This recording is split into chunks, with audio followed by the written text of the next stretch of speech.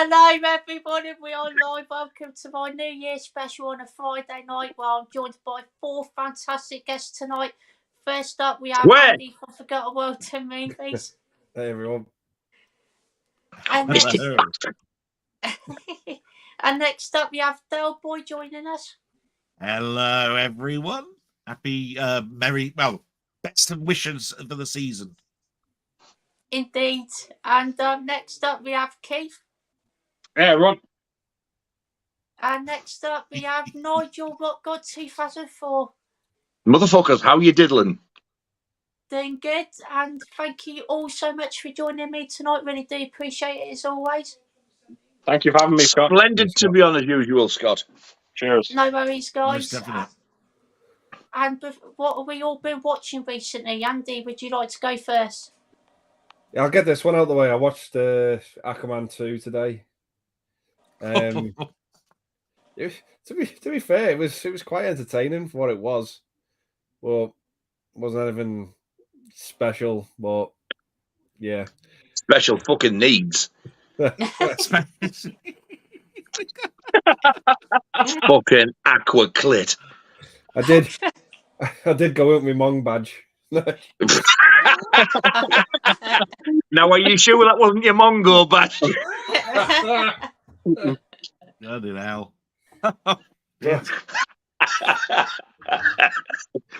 I watched that. I watched Die Hard 2, Die Hard with a Vengeance. I watched The Lion King yesterday. And yeah, I've just been trying to work my way through the Harry Potter films as well. Was that the live action Lion King, or was it the cartoony one? No, the 94 animated one. Awesome stuff, Andy. Great watches there, my friend. Cheers, Scott. Oh, no worries. Apart from Aquaman.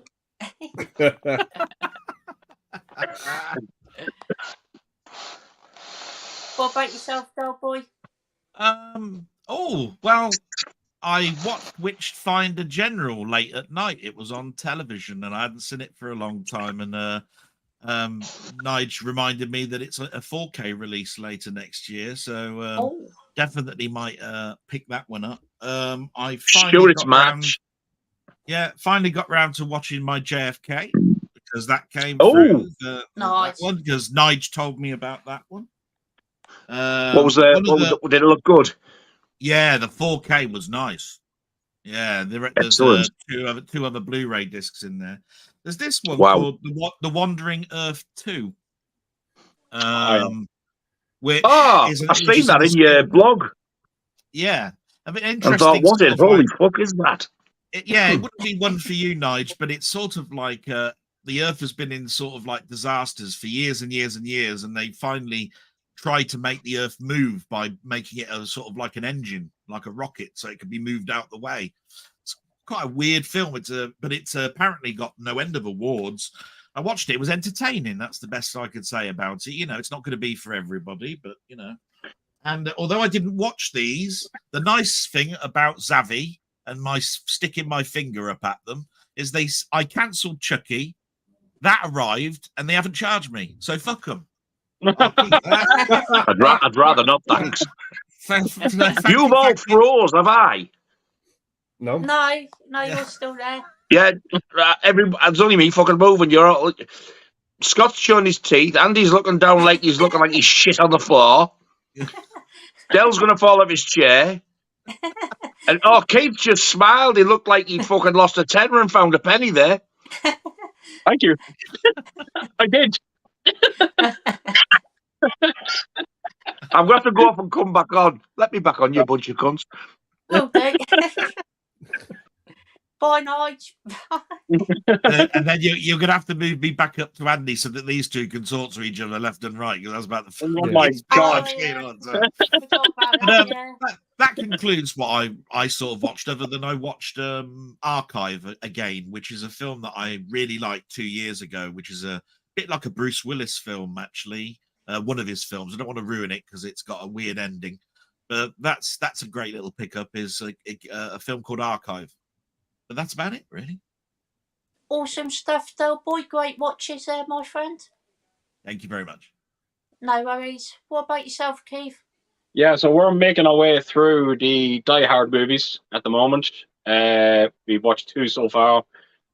Working my way through the Indiana Jones collection as well. I've gotten through the first 2 of them. I just said whatever it is with them, both them franchises, we always watch them after Christmas. We do. We've been doing it for years. And I was just talking to my fiance the other day, and I was looking at my collection. And for January, including gifts that were given to me, I have around 55 movies to watch to catch up on. Oh, wow. Yeah. Wow. And when I say, I mean some of the big hitters: Oppenheimer, The Flash. I got Young Guns today on 4K, that beautiful Steelbook edition that came out. I got Point Break, 4K Steelbook as well today. The Blob, Pumpkinhead, got all of them as well. So I've just so much to get through. Awesome. Yeah, stuff, I want the Blob, and I want Young Guns. Is that Young Guns American? Yeah. Yeah. Thought it was. It's a lovely release. It's another one of them gorgeous Lionsgate releases. You get a nice slipcover with it as well. Awesome. Great stuff, Keith. Great watches there, my friend. Cheers. Appreciate it. No worries. And I've watched a few films as well. I finally got around to watching It's a Wonderful Life on Christmas Eve. Oh, First wow. time on this year. Really, really enjoyed it. Thought it was a really sweet Christmas film. I had a great time watching that. I also watched The Warriors in 4K, which is one of the presents I got for Christmas. That was brilliant. Looks great in 4K. One of my favourite films of all time as well. Absolutely love that film. And I also watched Mission Impossible Dead Reckoning Part 1, which is a fantastic action film. Really, really love that one. The Mission Impossible films are just fantastic. And I watched today Saturday Night Fever for the first time, which was fantastic. Really enjoyed First that. time, wow. Yeah. Wow. So much fun. Had a great time watching that. Thought it was really, really good. John Travolta is great in that as well. That Warriors is American as well, isn't it? That was an American release, isn't it, for that 4K? Yeah. In that box anyway, looking like that. Yeah. It is, yeah, American release. Looks great though in 4K, definitely. And it looks like a lot of us are going to be going to America as well to be picking up The Abyss. Yeah. Yeah. Wow, yeah. It does, yeah. And I can't believe it's the exact same bloody scene that caused all the bloody problems back when it was first coming out. It's all about the rat looking distressed. So Yeah. all they did in the original one was point to the 2 people that were dangling it into the fluid in the first place, and then they cut back to the rodent when it was okay in the fluid, because that's all right as long as it doesn't look distressed. And I'm going, bloody hell.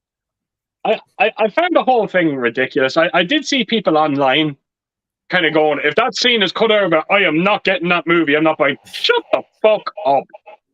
Who gives a flying fuck if it's in the fucking movie? And I have no bearing on the fucking movie. Fucking move on. Who gives a shit?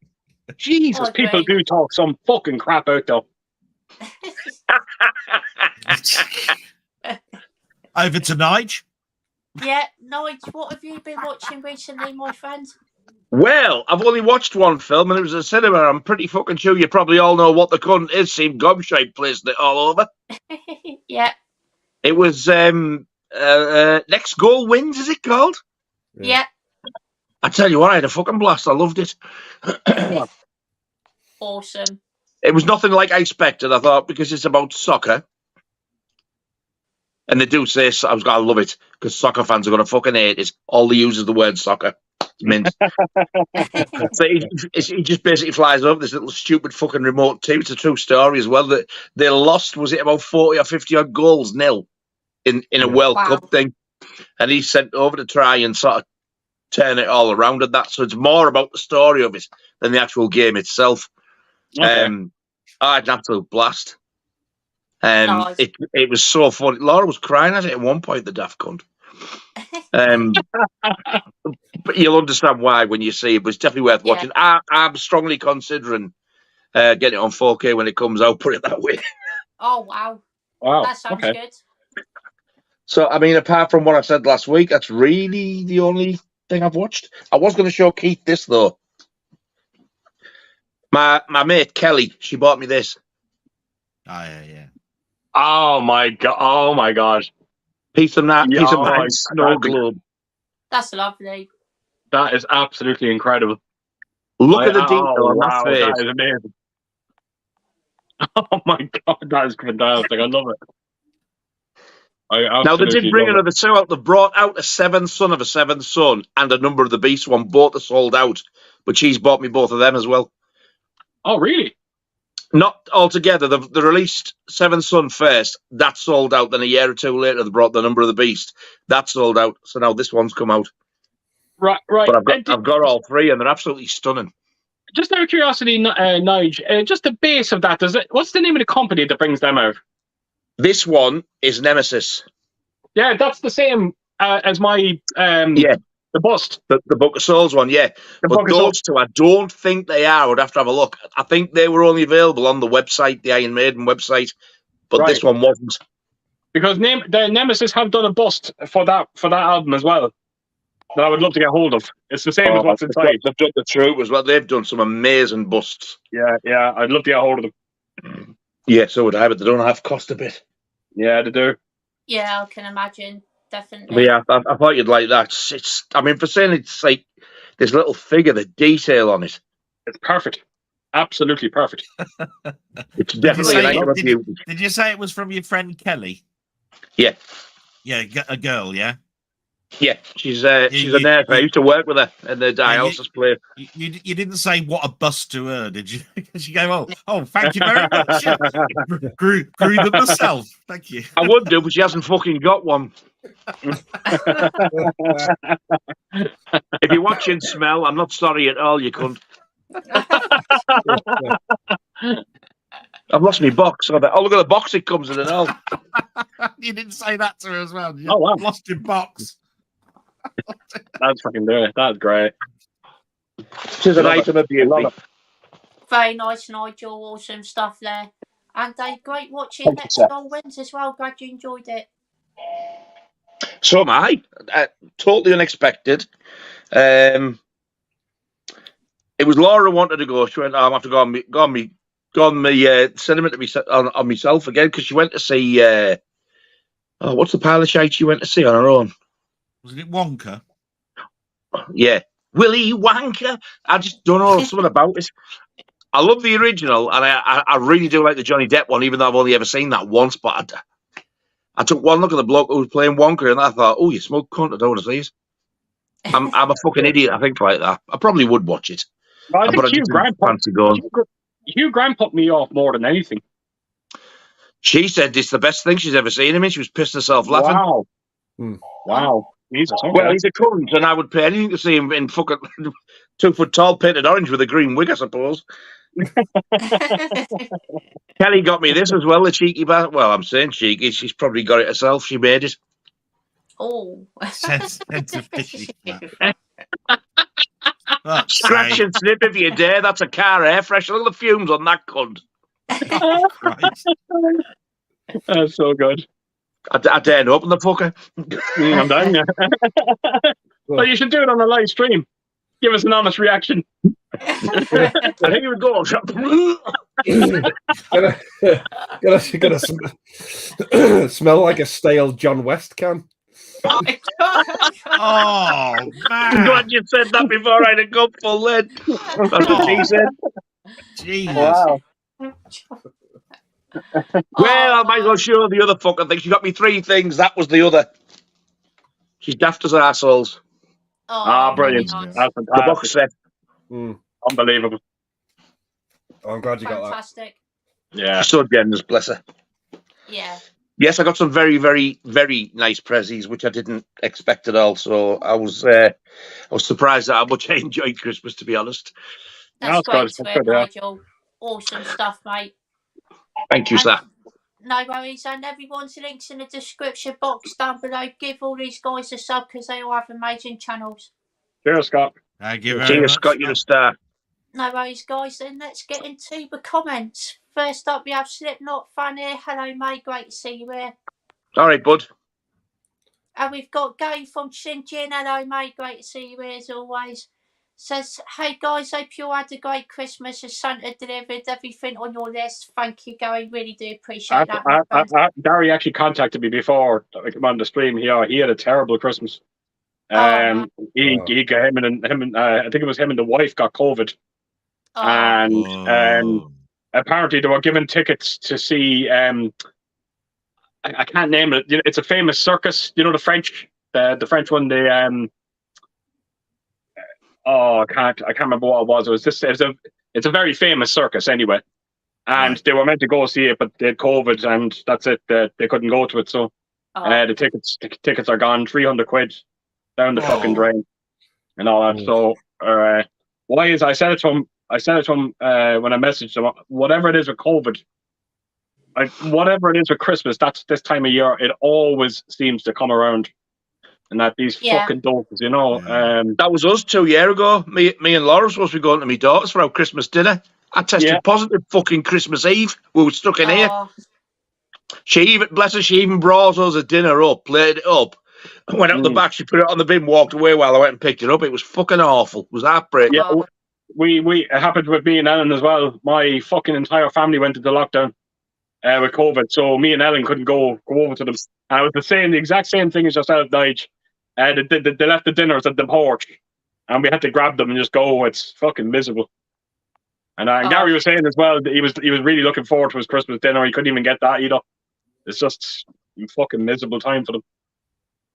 Oh, sorry to hear that, Gary, my friend. That's not good. Oh, yeah, it's better next year for you, mate. That's a bit shite. Yeah, definitely, 100%. And he says, first question of the night, are there any movies you've seen at the cinema and hated but good to love on physical media? Very good question, Gary. That's a fucking good question. It is. And unfortunately, I don't think there is, because I haven't seen too many films at the cinema, and the ones I have seen are actually all been really good, to be fair, so I can't answer this one, unfortunately. What about yourself, Andy? Small Soldiers for me. Didn't like it at all. Wasn't what I expected the movie to be, and then years and years have passed, and on DVD and now Blu-ray, I've grown to love it. Yeah. Awesome stuff. Great choice there, Andy. What about yourself, Delboy? Yeah, similar vein for me. I think it was Gremlins 2. Hated it at the cinema. You thought it was absolutely awful. That over time, you've watched it multiple times. I've grown to sort of like accept it. It's still not brilliant, but it's not as bad as I was giving it all the swear words when I saw it in the cinema. It's fucking awful. Bloody hell. Stuff. And both Joe Dante movies. Yeah. Yeah. Weird that. Yeah. Awesome stuff, Delboy. Great answer there, my friend. What about yourself, Nigel? Yeah, I can think of 4 straight off, believe it or not. Reservoir Dogs, Pulp Fiction, Jackie Brown, what the fuck? The Wishmaster. Oh, I thought he was going to make it 4 Tarantino films. I think what it was with Tarantino, when I first seen them, I was like, what the fuck is this? Backwards and forwards, fucking with you. I was like, Pulp Fiction, I was like, what the fuck have I just watched? What was all that about? The best of the 3 for me at the time, I think, was Reservoir Dogs, but that was where I had the experience where the pool bugger had the fit on the front row, so I don't know whether that sort of like scarred it a little bit. But when I seen Jackie Brown as well, I was like, I did not like that at all. And then for some stupid reason, they were in HMV once in a sale on DVD, so I bought the fucking 3 of them. Think, what are you doing? And I loved them. Weird. Really strange. Yeah. Awesome stuff, Nigel. Great answers there, my friend. Thank you, sir. No worries. What about yourself, Keith? Yeah, the first movie that came to mind for me was Event Horizon. We absolutely... Now, bear in mind, I'm going to blame fucking Empire Magazine for this one, because they've done a big fucking article on this movie before it came out. And they put on some incredible pictures, some amazing pictures. There was one in particular I remember seeing. It was Jack Noseworthy's character, and it just showed a picture of him, and you could see cracks all over his face, all along his neck, and it looked like he was almost like a fucking zombie. Like, it was fucking creepy as fuck. And we went to see the movie, and every single picture that Empire magazine posted up. None of the scenes were in the movie. Oh, wow. So we were devastated. Fucking hated the movie. And around 3 days after I went to see it, I went with my brother again to give it another shot. And I actually hated it even more on the second viewing. I did, if that was even possible. And as soon as it came out in physical media, I gave it another go again, and it just slowly grew on me. And now I regard it as probably the last greatest sci-fi horror movie we ever got. Creepy, isn't it? It's really creepy. Oh, Did it's a those creepy scenes movie. ever get put in? Sorry? Did those scenes ever get put in, or No. ever put on as deleted scenes or anything? No. There must just be The Jack promo stills then. The Jack Noseworthy one was very upsetting because if you've seen the picture, anyone that's seen that Empire magazine and see the picture of Jack Noseworthy, you'll know exactly what I'm talking. He was fucking terrifying. And the first time watching it, we were just waiting for Jack Noseworthy to come back as this fucking character, and it never happened. And it was so fucking disappointing. But if you've seen, like I said, if you've seen the Empire magazine and the pictures they posted up, it was a shame that they weren't. None of them, not one scene they posted up was in the fucking movie. Wow. I had a similar disappointment, exactly the same as that, and it was on Nightmare on Elm Street 3 when it showed you the fucking Freddy face with the nurse naked stood over Joey. Yeah. So if you had the woman's body, the tits out and everything, there's Freddy's head on top to cut it. Ah, that's unfucking. It was never used. I've never seen it as a deleted scene or anything, just the still on the back of the soundtrack. It's mental. Well, it's apparently that Event Horizon, there is supposed to be a director's cut of that. Apparently Paul Anderson came out and he said that it's buried somewhere deep in the vaults of Paramount. But he said there is a director's cut of it, and maybe those scenes are in it. Maybe. Wow. Yeah. That'd be cool to see. And it's recently come out, hasn't it? In a nice box set, wasn't it? This year, Event Horizon. It was an anniversary, wasn't it? Yeah, it was very nice. You got a gorgeous steelbook with it. Yeah. Yeah, it was The nice. only thing I remember when I went to the pictures, I thought some of this is really corny because if I remember rightly, the ship that they flew in was called the Lois and Clark, and I thought, fuck's sake. That's it. That's right. Yeah, the Lewis. You know, I was going. I mean, how corny can you get? You know that you're flying around in a ship based on Superman, and you're going to, you know, and it's science fiction, and I'm going, and I thought I was in for a bad ride, but it actually turned out to be all right. So, in all fairness, they more than made up for it by calling the main ship the Event Horizon, which is probably one of the greatest fucking names to a spaceship I've ever heard. Absolutely fucking fantastic. Yeah, based on the drive, wasn't it? The drive mechanism. That's right. Yeah. That's right. The greatest looking one is that one in Battle Beyond the Stars where it looks like a huge flying scrotum. I still love that film. I saw that at the cinema when I was at school. And at the time, I remember looking, thinking, that doesn't look quite right. And then when I seen the photo, it just didn't dawn on me. When I seen the photo, I was like, good God, it's a ball bag. Roger Corman as well. Tell me that wasn't fucking deliberate. Yeah. It's got one of the most used scenes as well that's used in a space film is this ship that comes towards you firing. And apparently it's been used in 11 films within the space of 5 years of that film coming out. Didn't know that. Never knew that. Didn't know that. Yeah. Where's John Boy gone? I was just going for a quick drive in his flying fucking sack. Based on the Magnificent Seven, isn't it? Basically, loosely. The magnificent fucking scrotum, that flying thing. and one of James Horner's first scores. Just so you know. Wow. Really? Yeah, and half of the score that's in that is in Star Trek: The Wrath of Khan. Oh wow. Do you know, because I enjoyed it so much when I was about 11 or 12-year-old, I've always been intrigued to rewatch it again. I thought, it's sacrilegious. I'll get called. I'm not going to. I'm not going to. Everything I fucking call is in that film. Yeah. I watched it again by accident because it was my friend Denny that said there's a steelbook of that, you know. And I went, when's that come out? He said, and I went, oh, right.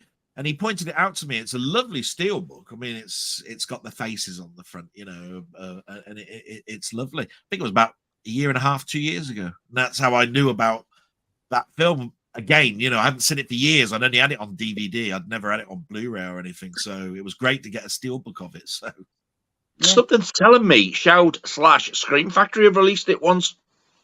Maybe. I think they have. Yeah, I think you're right. I'm sure it's had a release over here as well. I need to get The Last Starfighter, to be quite honest, really.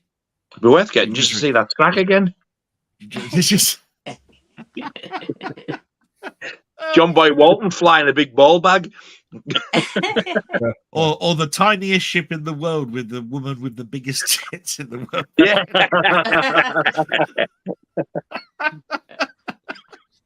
But, oh, wow. Great answer, Keith. Awesome stuff there, my Yeah, friend. thank you. No worries. We got Slipknot fan saying, question, have you guys seen the Monster Squad 1987? I just saw some 4K UHD shots in comparison to the old Blu-ray and it looks phenomenal. In my opinion, the movie is better than the Goonies. Any fucking thing's better than the Goonies within reason. Don't you fucking start, you! Oh, look, he's fucking in his fucking eye. He's looking the wrong way. I'm not going to fucking pick I'm you looking up the wrong when way. you take the piss out of the fucking Goonies. I don't know why I was looking over the other way. You fucking weren't even there, you cunt. I turned my head in disgust. Oh, you two fucking sharp. Oh, it's easy for you. You cunt. You only have to look down. Pack it in, you two. Yeah. That's the best one. Oh, wow. Oh, fuck. The Monster Squad, I've never seen it. I've always been intrigued, but somebody said to me, you won't like it. It's like a kid's film. I was like, yeah, but it's supposed to have all like the Universal monsters in it, isn't it? Yeah, It does, it's comedy, Universal horror, and it's great. Great film. Yeah, I really like it, to be fair. I thought it was really entertaining. I think My favourite label of all time have released it, haven't they? Yeah, that's right. Yeah. Kino Lava. Yeah. I think I still prefer the Goonies, but I do love Monster Squad, to be fair. I think it's a really great film. What about yourself, Andy? Yeah, I'm the same as you, Scott. I grew up with the Goonies. I didn't find out about Monster Squad till about 10 years ago. Yeah, Goonies is like a childhood staple of mine. I absolutely love that film. But I love Monster Squad, just not as much. But yeah, I just think it's a cracking fun film. It's just got everything you'd want in it. For like that type of 80s kids horror movie, and just the characters are a lot of fun. Yeah, just love it. Can't really say anything bad about it. It's just a lot of fun. Awesome stuff, Andy. Really glad you're enjoying both, my friend. That's good to hear. What about yourself, Keith? Huh? What about yourself, Keith? Just two more people ahead of me. Nigel's they both answered. I hope you understood what he said there, because I fucking didn't. You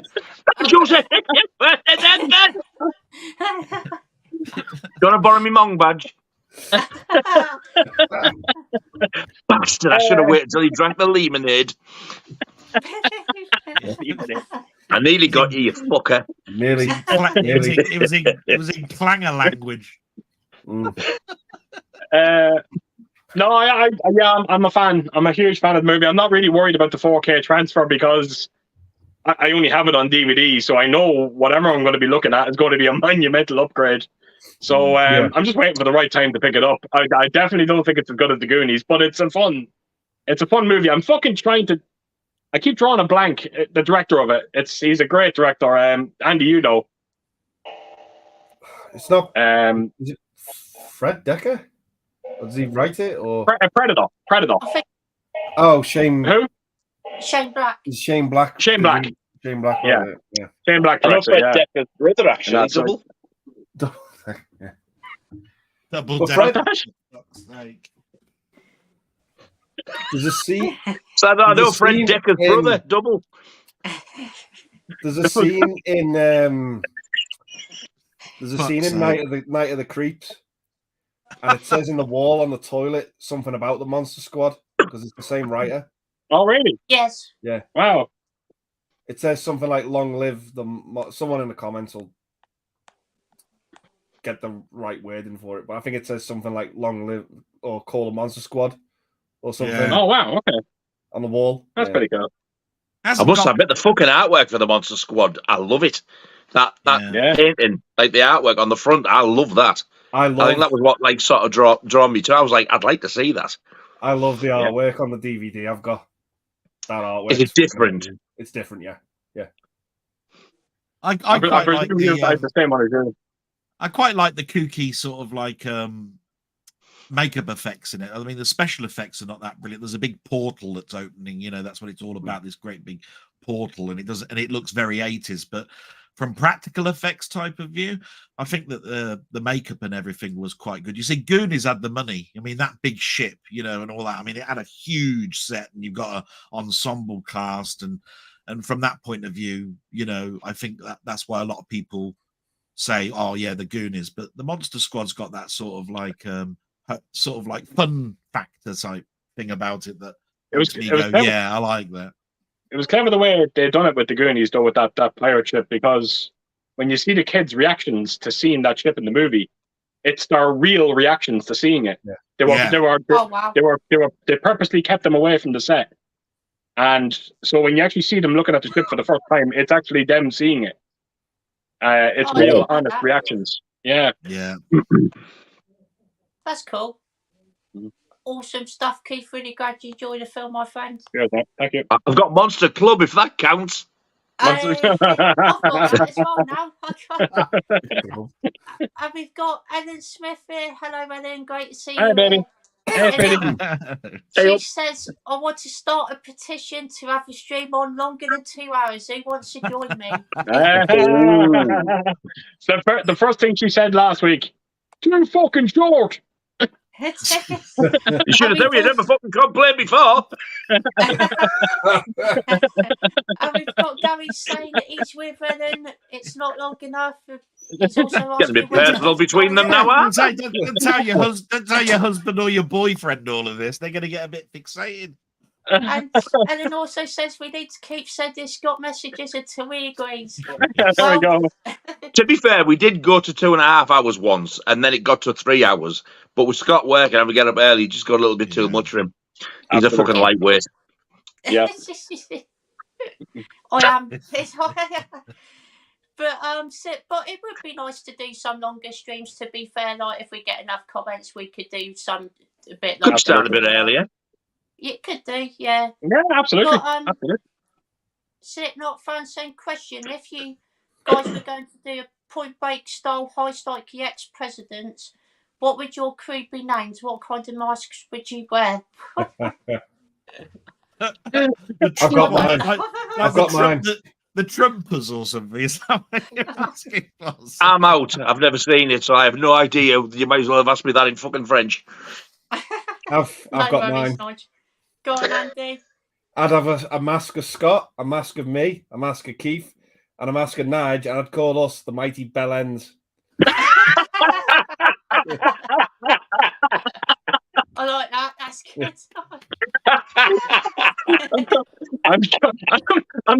I'm sure all the banks are shitting themselves. Imagine Nigel could be the getaway driver with his Mong badge.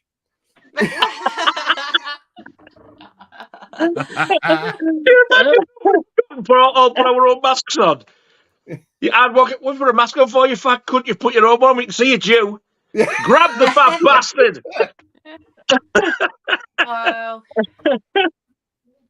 Oh God. People stumbling before me and they'll go, oh, so you fucking welcome us back to your channel.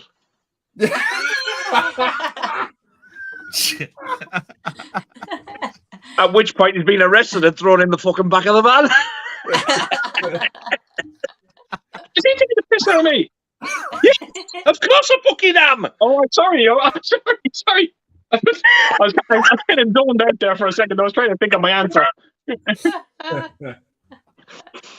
Wow. brilliant answer, Andy. Really like Watch that out, one. Banks. Bellends. The mighty bell Fucking ends. hell. What about yourself, Delboy?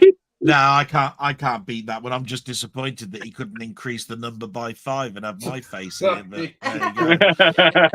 He wanted to keep it, like authentic and have 4. So I totally get it. I tell you what, I'll wear Delboy masks and you can have my fucking place. I'll just sit and watch. I think the masks I'd use would probably be ones like from horror. I'd have the Jason mask and the Freddy mask and all of that sort of stuff. I think that'd be quite good. That's all I can say. And the Tarantula's cock mask. Tarantula's cock. Tarantula's cock. How double dare you? Bell end. It's got a bell end like a tarantula's body. And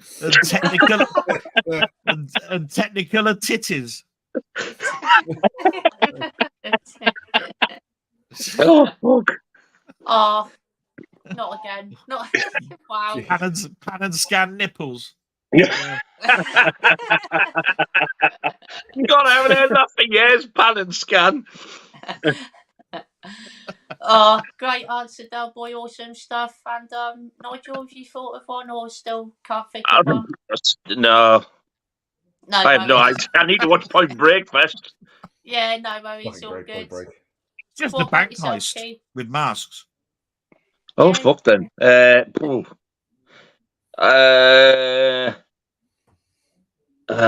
My crew. Oh, the crew be named. I don't know what it would name, but I would just get everybody a different fucking Eddie mask. Nice. Sort that one out, you cunt. Which one's Eddie? All of them. Call them the maidenettes. That sounds like a bunch of fucking women. I know, that's why it was funny. It's like a tribute act for the Rockettes. The Maidenettes. The Iron Lady. And because it's presidents, the Iron Ladies. Oh, fuck me. That'll be fucking hell. Thatcher masks. Oh. That'd scare the fuckers off. Yeah. Awesome answer there, Nigel. What about yourself, Keith?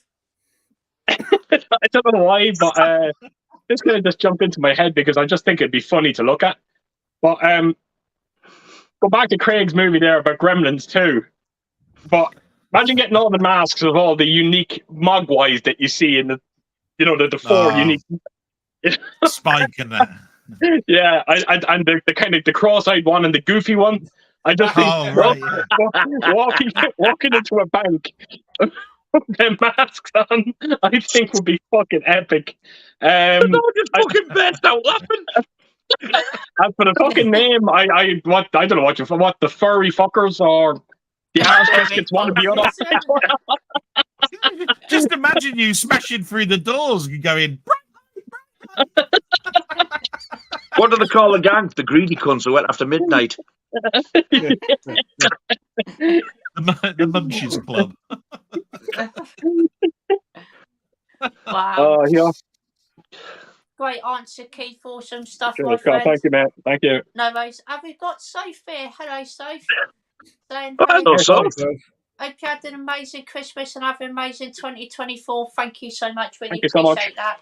Appreciate it. You too, my love. Definitely. And we've got Gary saying, is there a movie you regret watching for whatever reason? Exclude Pink Flamingos because I know it's your guilty pleasure. Is it? I probably am going to say Pink Flamingos, to be fair, even though it is a well-made film, it is so weird. It is just, wow. No, it's not well made. No.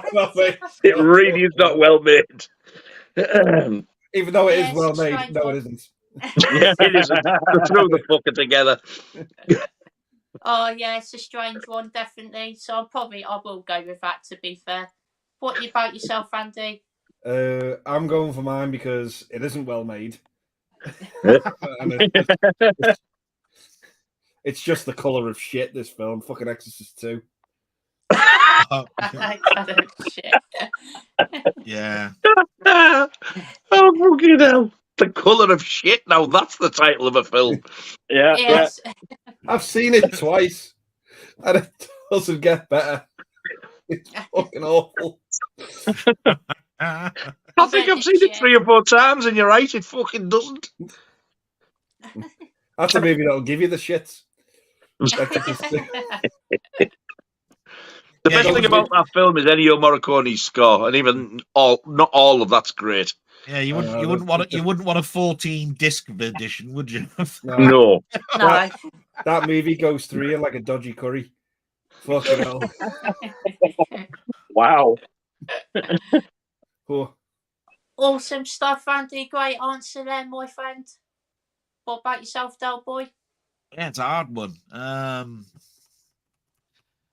I'm going to say one from my childhood, Condor Man, because I really did like Some Mothers Do Have Them, and that film is atrocious. You know, even as a kiddie, I thought, what a fucking awful film.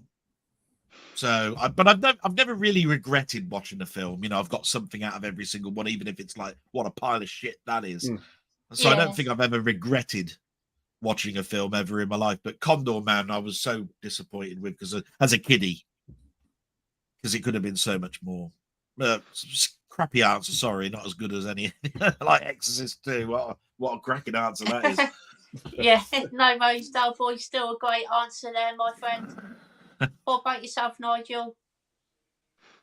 There's 3, but I daren't say because I'll get fucking death threats. Probably all off Keith. Alien, The Matrix, and The Lord of the Rings. Oh, fair play. Yes, my death threat's in the post. All for the same reason. Oh, fuck me. It was like watching fucking paint dry. I nearly said sand dry there. Sand dry. Did nothing for me at all, apart from bore me to death. That's fair enough. Can understand. And I do that. regret watching all 3 of them. I'll never watch them again. Yeah. Fair enough.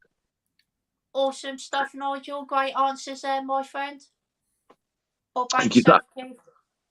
Oh, definitely for me, Black Christmas, the recent adaptation that came out. I would sooner take that Blu-ray case and shove it up my ass and have it up there for a year and shit discs out for that year than watch that movie again. And it is absolute fucking garbage. And I still don't know why I have it in my collection. I'm just waiting for the right day to knock someone's fucking head off with it or something like that. I don't know. Fucking garbage. Thankfully, I saw it on streaming before I bought it because I was going to buy it. Oh my god. Dodged a bullet there. Can't believe it. Yeah. Shocking. I've heard it's really bad, to be fair. Awesome I don't stuff, mind, Keith. but I'm a fan of Blum horror. You know, Jason Blum. But Yeah. Jesus Christ, he really missed the trick with that one. Mm. Absolute sacrilege to the original it was, man. Yeah. Awesome stuff, Keith. Great answer there, my friend. Cheers, God, thank you. And Ellen's not a fan of Pink Flamingos. Can definitely understand that. Have we got Danny Duke saying hi all? How are you all? Happy New Year to you all. I am good. Christmas was good with my mum, dad, and sister and her family. Great to hear, fantastic. Danny. Great And to hear, thank Danny. you for joining. Great to hear, Danny. Glad you had a good one, Danny. Definitely. And we've got Here we go. Carlos. Here we go. Says hi, Mr. Friday Night Scotty Cupbetti, Delboy by Harmonica Kid, Mr. Andy Kubrick Chief, What God Nigel Brody, and Sir Keith Jack Burton, owner of Euphoria Pork Chop Express. I love that. Oh my Euphoria god. pork chop. Oh my god, I'm going to get a fucking neon light and I'm going to stick it onto my fucking pod outside with that written on it. Euphoria Pork Chop Express. I love it. However, Scott, it's not Mr. Andy Kubrick Chief. Yeah. It's Chief Rockgod Nigel Brody. It's Oh, Mr. Andy yeah. Kubrick Chief. Count the Rockgod commas Nigel in it. Brody. What the fuck? Yes, you are correct, Nigel. Thank you. But great to see you here, Carlos. Cheers, Oh, man. I'm a good kid. We got Gary saying, have you ever seen a movie that was so good it made you want to watch it again straight after it finished? Yeah, there's probably quite a few Yeah, to be fair, but Several times. one that I can think of straight away was Mad Max Fury Road. That I absolutely loved that when I first watched it, and I couldn't wait to watch it again straight afterwards. I just thought it was absolutely incredible action film, and I think I did watch it in the same night as well. To be fair, so yeah, awesome film. What about yourself, Andy? Boogie Nights for me. Oh, Watched what I got on DVD, put it off for like the longest time. I was like, oh, all right, I'll give it a watch. Watched it late one night. The next day, I bought the Blu-ray. I just Awesome. fucking loved it that much. great answer there, Andy, my friend. What about yourself, Delboy? So many. Jurassic Park comes to mind instantly. I saw that and went, oh, I want to see that again. Each time I've gone to, when I was, because I in my younger life, you know, I used to like Rocky.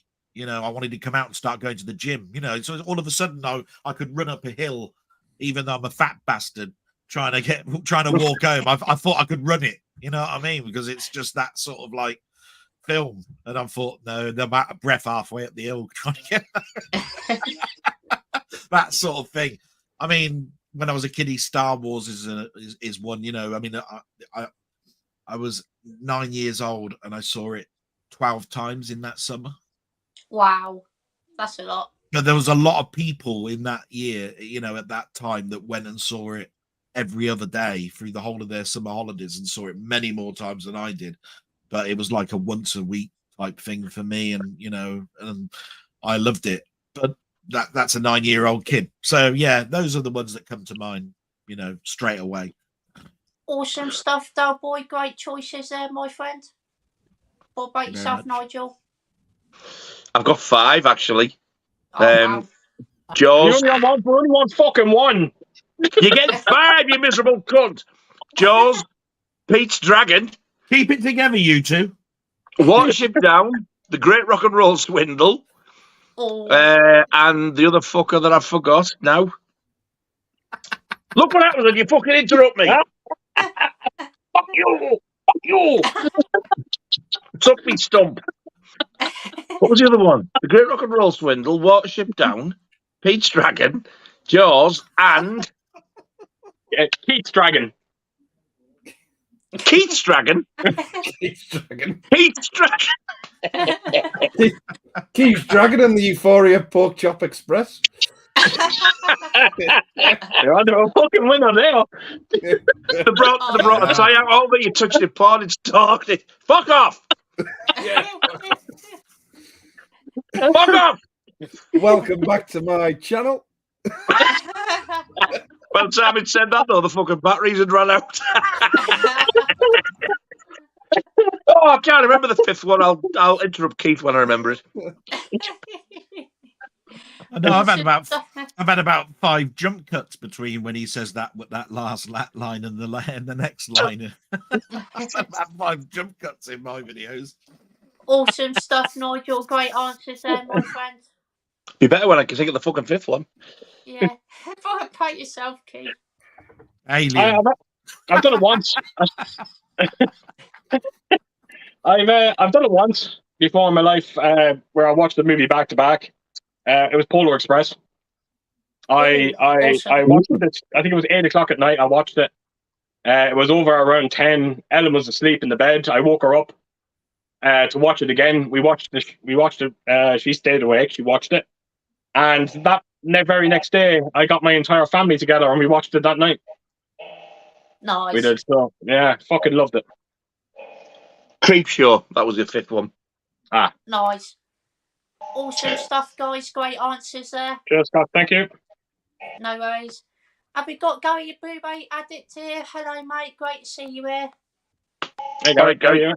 Have Thanks. we got Ian L. Ramblings here? Hello, Ian. Great to Oh, see you. little cuddly woodly Ian, you little fucker.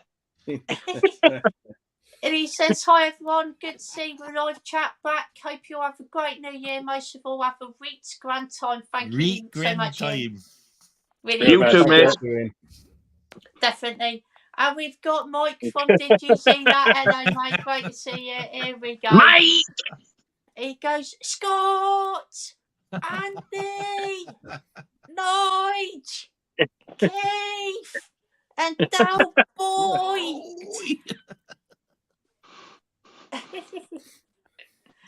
And we got David Beach here. Hello, mate. Great to see you here. Hello, David. Good evening, guys. Hope you had an amazing Christmas. What movies are you looking forward for 2024 Blu-ray and 4K?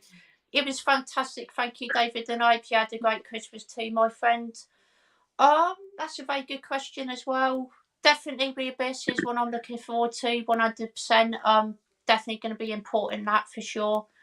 True Lies as well. And obviously Aliens, because two amazing films there. Not too sure about what else is coming out next year, to be fair. My mind's just gone completely blank for some reason. Is The Abyss not getting released over here? No. No. Not now. Why? Not now. Because of a drowning fucking rat, that's why. Are you fucking joking? That's all? Yeah. Yeah. Well, why don't they just cut that scene out? James Cameron wouldn't agree to it. So it's coming out in America with that scene in. It's been cut out. It's been cut out before, and he doesn't agree to having it cut out for this late in the forward in advance of what it was. A, fair play to him for once. I'm on his side, and B, the Americans do better fucking releases than us anyway half the time. Yeah, absolutely. Get the fucker imported. Absolutely. Yeah, like I said, you can get. I think your mum's cunt, BBFC. I think even the French and German and Italian ones will have that scene in. I think it's only our British border censors that are being arseholes. That's the same. People were. It was like the internet yesterday was like the world was ending. I was like, oh my god, fucking import the fucking movie. Yeah. Nah. Hang on a minute. They've let Cannibal Holocaust through with minimal cuts, with animal deaths intact. That fucking turtle scene's there. Yeah. How does that work? Don't know. Don't know. I have no idea. Jesus wept. Strange one, that. I bet it's only a short scene as well, isn't it? I bet it's literally seconds. Seconds. It's just, it means nothing. Absolutely nothing. It's stupid. But to just turn it down and say no over that, for fuck's sake. No. Ridiculous. Just get it imported. It's quite simple, to be fair. Everybody's gonna. Yeah. Yeah. What about yourself, Andy? It's one I've pre-ordered. It came out this year, but it's not getting the physical till next year, and that's Thanksgiving. I can't wait. That's what we were going to go and see the cinema last night, but we couldn't find it on. I was gutted. Oh. Is that getting a 4K release, Andy? Just a Blu-ray. Well, it's better than nothing. Releasing that? Not sure. Is it Universal? Oh, be careful. If it is Universal, I'd cancel that. There you go. He knows where I'm going with it, yeah.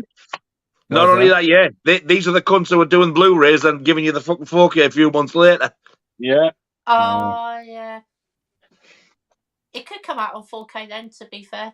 If it is Universal. But awesome stuff, Andy. Great choice there, my friend. What about yourself, Delboy?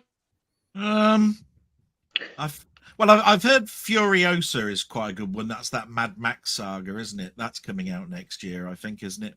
Furiosa. I think that's what it's called. Yeah, that's right. I mean, I'm obviously going to be attracted to the Planet of the Apes. What is it? Kingdom of the Planet of the Apes? Is that what it's called? That's right. Yeah. I quite liked The Quiet Place, and I think there's a sequel to that coming out. I think it's called Day One. The Quiet Place, Day One. To be fair. And I'm not looking for the one I'm not looking forward to, and I hope I do, is Gladiator 2, because I think it'll be atrocious. I think it'll ruin my experience of what Gladiator was. Yeah, I don't think it'd be I've great. heard that's out late, really late next year, but I'm just not looking forward to that one bit. Yeah, I don't think that'd be great, to be fair. But awesome stuff, delboy. Great answer there, my friend. What about yourself, Nigel? I'm looking forward to Maxine because if that's on the cinema next year, it'll be out on physical as well. So I can't wait to see that.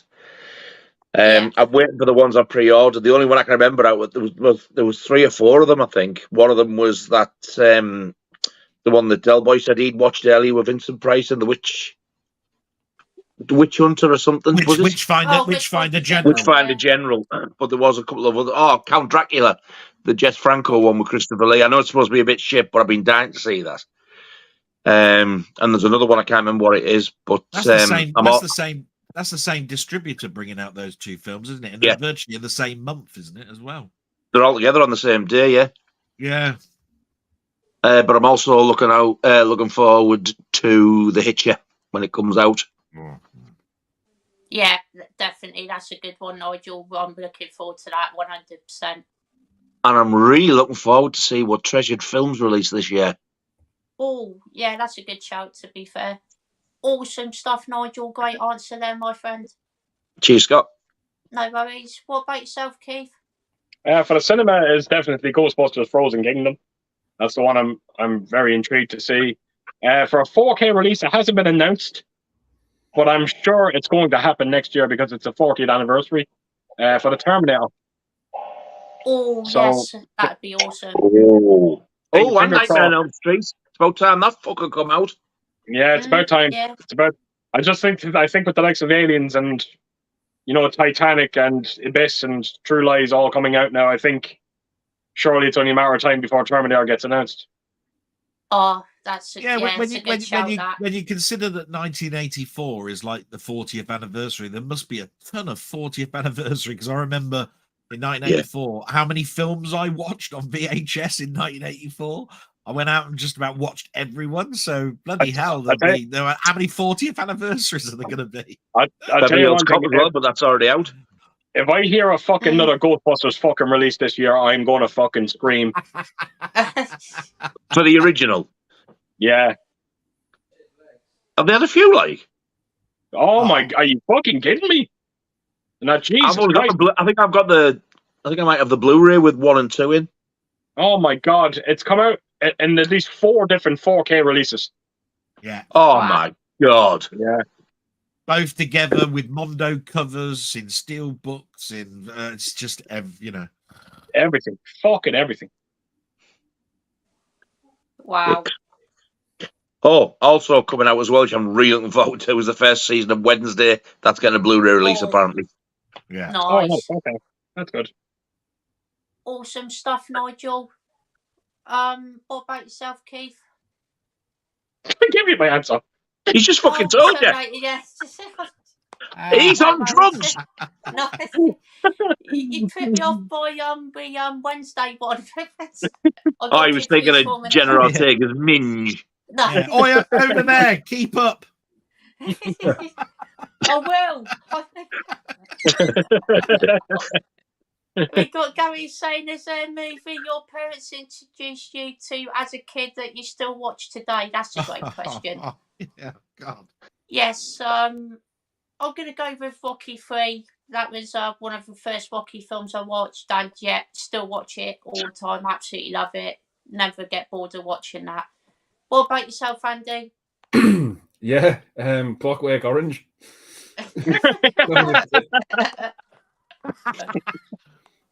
Yeah. He had such loving, caring parents. Sit down there, you little fucker, and get that watched. No, Dawn of the Dead. I don't care for you two. Dawn of the Dead, it's fucking 3, that cunt. I'm surprised he's not psychotic. Yeah, Clockwork Orange when I was 9. Oh. Bloody hell. It's my dad's favourite film. And when it became commercially available, he pretty much bought it on every format. He loved it that much. He hadn't seen it since the 70s. And he just used to watch it on a loop. It was always on in our house. And now he thinks it's bloody hilarious. Yeah. Awesome stuff, Andy. Great answer there, my friend. Cheers, Scott. No worries. What about yourself, Delboy? Yeah, so many really. And Nigel will probably appreciate most of these because it was my dad that got me into soundtracks and got me into a number of things. So we used to sit down and watch all the Laurel and Hardys. That's how I got introduced to Laurel and Hardy, was my dad saying, watch this. And it was just so funny. Once Upon a Time in the West is one of the first Westerns he introduced me to. What a film. You know, so there are so many firsts, you know, when it comes to me and my dad and sitting down and watching stuff. So, but those two stick out. The Western, Once Upon a Time in the Western, the whole genre, Laurel and Hardy. You know what I mean? So awesome stuff, Delboy. Great answer there, my friend. What about yourself, very much. Nigel? No worries. The earliest I can remember will have been in the 70s when we used to get the double bills of horror films, and it was the Hammer films, mainly Dracula. Oh, nice. But the one that always sticks in my mind the most, the one I remembered, which fucking terrified me as a kid, was Dracula, Prince of Darkness. No, That's wow. a good one. What got me was not only every time I seen Christopher Lee with fangs, it was when he cut his throat. That I was fucking traumatized at that. Yeah, could definitely understand that. Awesome stuff, Nigel. Great answer there, my friend. Thank you very What much, about sir. yourself, Keith? No worries. Edward Mickey hands. No, no,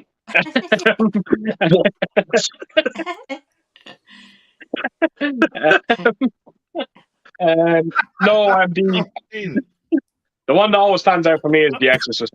I watched it with my father when I was 8 years old. Wow. Yeah, he did not give two shits. You know, that I was sitting beside him. He didn't realize that, there was. I think I remember watching that, and I didn't sleep for nearly almost like a fucking week after seeing it. Oh yeah, it scared the shit out of me when I first seen it. But yeah, that's the first memory I have of ever sitting down and watching a movie with my father. Was that one? Awesome stuff, Keith. Great answer there, my friend. Cheers. If you want to know what my mum introduced me to as a first film, it was the Steve McQueen The Blob. Oh wow. Wow, I still haven't seen that. Yeah. Oh, yeah. That was the first film we saw late at night. Said, "Oh, you can stay up and watch this," and it was The Blob that was on TV. Wow. Okay. I still remember the shitty tune at the end. It creeps. Yeah. Bloody Yeah. hell! I haven't seen the original or the remake of that. Oh my God, they're you will both great. you will fucking love the remake, Nigel. You will Yeah. fucking love Everybody says that. it. It's I know a you great will. one, I know you will. Well, the one scene I remember out of the new one is when it touches his hand and it all melted. It's like it just this blob stuff got onto his hand and it's sort of like acid. Sort of like just I think the Blob has some of the best practical effects. Yeah. In the 80s, next to the Thing. I agree. Wow. Yeah. Yeah. The Who thing, the directed fly, the thing, the fly, and the blob are like the top. Yeah. Them three movies are like the top for effects. Absolutely. Who directed The Blob? Can't Chuck remember. Russell. Oh, I've heard of him. He directed a couple of good movies. I think he directed that. That's the Schwarzenegger movie Erasure. I think he directed that. He done a couple of good movies. I don't think I've seen it, but I've definitely heard of that. It's got a cracking score as well. I really like the music in that film as well. To be fair, really good. Oh, yeah. Score in that film. Fucking, I love the cast finish. Yeah. Is he a cop in that, Schwarzenegger? What's that? Erasure. Is he a cop in that Erasure thing? I can't actually remember, Nigel. Is it a futuristic thing? No, you're thinking of the Sixth Day, are you? I think you might. No. Yeah, that might be a 6th day. Yeah. I've definitely. I want to see it now. Then. Sixth Day's about cloning, isn't it? Yeah. Yeah, that's right. In Eraser, he's kind of like a service agent or something. Yeah, doesn't the front cover have him jumping out of a plane or something? I think one of the covers that they did of the Cell is him jumping out the back of a plane. I can't. I thought the only cover That does happen in the movie. Yeah. Has that had a Really modern day release? It's going in, It's got a Blu-ray. you can get. It's got a Blu-ray. You can import the Blu-ray. I know Yeah. why I remember. I remember why I remember that cover because it was the Laserdisc cover. I've got it. And Right. I'd recommend picking up the Blu-ray because the DVD, the ending's cut to shit. Wow. Yeah. I don't usually buy DVDs anyway unless it's the only way I can get it. Like if I'm after Video Nasty and it's only available on DVD, I'll get it. Otherwise, I'd go for the Blu-ray every time. Yeah, it's cut to shit on the DVD for a razor. The ending, fucking awful. How mental! Yeah. Yeah. And is that that's a mental. US one as well? I Or is think the I might have DVD got UK? I got my Blu-ray for it imported from Germany. You can get the DVD in the UK easily, but the Blu-ray's quite hard to get hold of. Yeah, the DVD over here will be cut to fuck as well, probably. Yeah. But those nasties! I'll send you a VHS copy. Oh, thanks. I'll admire it because I want you to play the fucker. I know, that's what I thought. There you go. Look, I'll give VHS. Have you got Gary saying what actor who's dead or retired would you like to see make one more film and what genre? I think mine would be Jack Nicholson in another horror. That's a great answer, to be fair, and really good shout question there. I'll come back to that one, to be fair, but I'm struggling to think of an answer at the moment. What about yourself, Andy? I would love to see a Christmas film with John Candy in the lead. Oh, that'd be great. Oh, wow. Nice. Awesome stuff, Andy. Great choice there, my friend. What about yourself, Delboy? Yeah, I was thinking comedy of the South because there's just nothing comedy-wise. I can't name comedy films that have made me belly laugh like I did in the 80s and 90s, you know, in this modern era. So I'd love to see Leslie Nielsen do another comedy spoof type film, or even Jack Lemmon and Walter Matthau come back, you know, and do their little double act of a type of film. So those come to mind, you know, but there's so many actors that have now passed that we've gone, never going to see another film by them again, you know. But those two, I would say for me, comedy as well. Awesome stuff, Delboy. Great answers there, my friend. What about yourself, Nigel? He's not fully retired, but he might as well for what he does now. But I would like to see Robert Englund do one more Nightmare on Elm Street film. Yes, that'd be awesome. And I would like that film to end the fucking thing permanently so nobody can do anything else with it. So he started and ended it like a bookend. Yeah. Yeah, definitely, 100%. Awesome stuff, Nigel. Great answer, my friend. What about yourself, Keith? Donald Pleasant, come back to play Dr. Sam Loomis one more time. Oh, that'd be nice. I still think it's some of my favorite moments in that Halloween Kills. The actor that they got in to play Donald Pleasant, when I seen him, I was like, wow. Okay, that was amazing. I actually thought that I thought that artificially done it. I didn't realize it was an actor who just looked like him. Yeah, it kind of gave us a taste, you know, of just, you know, Donald Pleasance today. You know, it was fucking so brilliantly done. I'd love to see Steve McQueen as well. I always wanted to see Steve McQueen do a type of vigilante movie, like Death Wish, something like that. I don't know why, but I think he would. I think he would do. He'd suit that role very well. So yeah. Awesome stuff, Keith. Great answers there, my friend. Sure, Scott. Thank you. No worries. And I'm going to sort of steal a little bit of this on. So I'm going to choose Jack Nicholson, and I'm going to go with a thriller. I think he'd be really good in a thriller, to be fair. And we've got and we've got Mike here saying, I know I've just read this and giggled. And my boy Andy's 16th copy of Oppenheimer. I've heard his 15th copy got stuck on the first Florence Pugh bedroom scene. You know, I've had to buy 14 tellies as well. Yeah. Fucking teeth. Yeah, As a matter of fact, we just found out before the stream started that Andy has to get new glasses. He's actually going blind from the amount of wanking he's doing. Them And 4K, Amazon and Zavi and HMV have fucking banned him and closed his accounts. them I bought- 4K players aren't cheap either, are they? This Get is rid of my- this cunt before we go fucking bankrupt. We're supposed to tell them not fucking replace them every 2 minutes. This is my fucking luck. My fucking luck is I've ordered 16 copies of it. Not one's come with a fucking slip.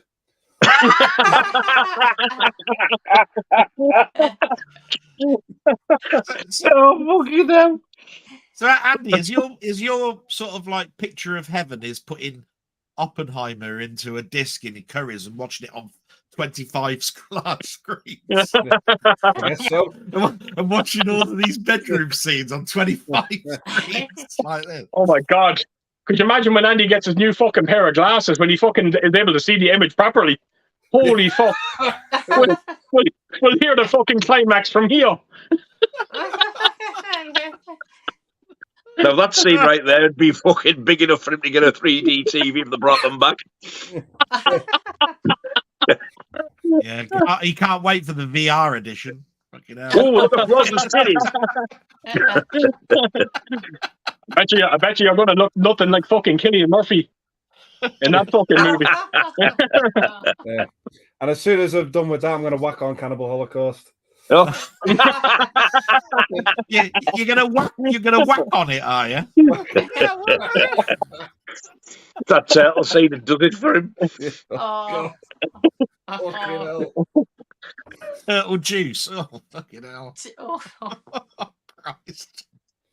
You've heard of Wow. Beetlejuice, not turtle juice. You did. He says there's Durex for that turtle bit, so you can have a posh wank for that one.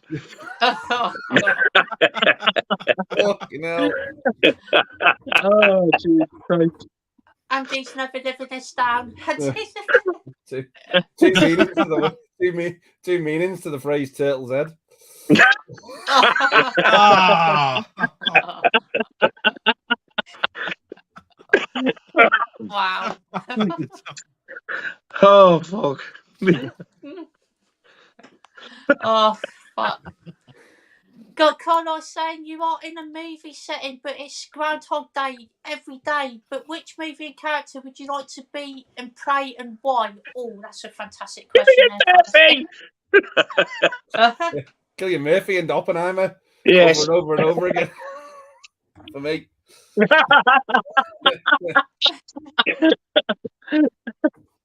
Sharon Stone's chair in Basic Instinct.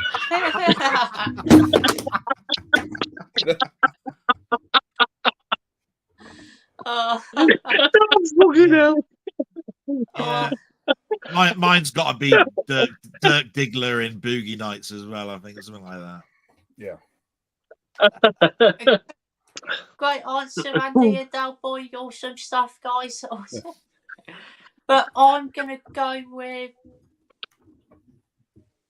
I think I'm gonna go with Rocky just because that would be so fun to play. I think, and I'd love to be that character. I've always said if I was always gonna be in a film, I would always want to be him. It's just be so much fun. I'd love to do that. I will stick with Pearl and the Scarecrow. I'm that fucking Scarecrow. Great answer there, Nigel. Oh, isn't it just make me want to go and bust one off just thinking about it? I'm actually surprised at the Rocky answer because it's like, how much punishment does he go through? You want That's a good you want point. you want that type of punishment every day. Good point. Making me want to jizz in this and have a stifler pint. Oh. How's the pale ale? Right. I'll go and get some truffles to wash it down with as well. Oh. Lovely. Clean yourself off with a golden shower. Oh. Fucking Wow. gobshite. You know. And Keith, you still sticking with Sharon Stone chairs? He's sticking with Sam. He will be Yeah, fucking I sticking think to him it's- if he does. Awesome stuff. I'm right. As a matter of fact, I go back. Actually, I wouldn't mind go back to playing Donald Pleasance in Halloween. I think I could talk Michael Myers down and bring him out for a pint. Good luck with that. Oh. What are you having, Michael? Guinness it is, mate. Got to take his mask off to do that. Oh, Get a great straw. answer, Keith. Awesome stuff. Got David Beach saying, what Disney movie would you like to come out on 4K? I'm not too sure, to be fair. Can't think of one. Chicks with big dicks. Check the big dick. What about yourself, Andy? That Walt Disney classic. I'd say either the Goofy movie or Brave Little Toaster. I thought he was going to say fucking Eden Lake then. Eaten. Wow, could you imagine? Fucking hell. Second Sight, fucking Eden Lake. I think I'd like them to reissue Black Hole, actually. Oh, Keith's gone. I'm saying nothing. He's fucked up. Or Yeah. Tron. Or Tron. But yeah, great answer there, Andy. And what about yourself, Nigel? Poor man would either be Jesus, one of three, really, I suppose. It would either be Pete's Dragon, the original, Peter Pan, or 101 Dalmatians. Awesome stuff, Nigel. Great choices there, my friend. Thank you, sir. Not Escape from Witch Mountain or I've never seen it. Herbie Goes Bananas.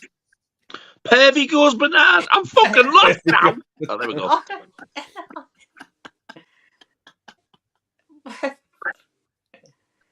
What awesome stuff, Nigel. What about yourself, Delboy? Like I said, I think Black Hole or Tron. I'd like. I think Black Hole. I don't think that's on 4K. No. Yeah. No, I don't think it is, to be fair. Great answers there, my friend. What about Thank you yourself, very much. Keith? Oh, without question, Honey, I Shrunk the Kids. Oh, that's a good one. Yeah. Yeah, they didn't even get a Blu-ray release. No, it Nah. didn't. Wow. Oh, it Love to didn't. see that. Breaks my fucking heart. That that surprised me. I mean, I've never seen it, but that would have fucking sold. There's loads of people like that film. I thought so as well. It's a really good film, to be fair. I really Yeah. enjoyed that. That's a Like- good shout, to be That's fair. strange. I can't watch the ending to that film anymore. It fucking tears me up. Oh, no, I know it a bit, yeah. Yeah. It tears me the fuck up. Can't do it anymore. That's fair. It's like a big slap in the face to Rick Moranis, isn't it? Really, and he did a pretty good job, didn't he? Yeah, absolutely. He's great in Yeah. that film, Did but a great fucking job. Shame. it's just that it's that one bit. I won't say it, but if you know what I'm on about, you know what I'm on about, and it's just Oh, like, absolutely. if you've got Absolutely. pets or anything, it's like, oh fucking hell. Yeah. Yeah. Yeah.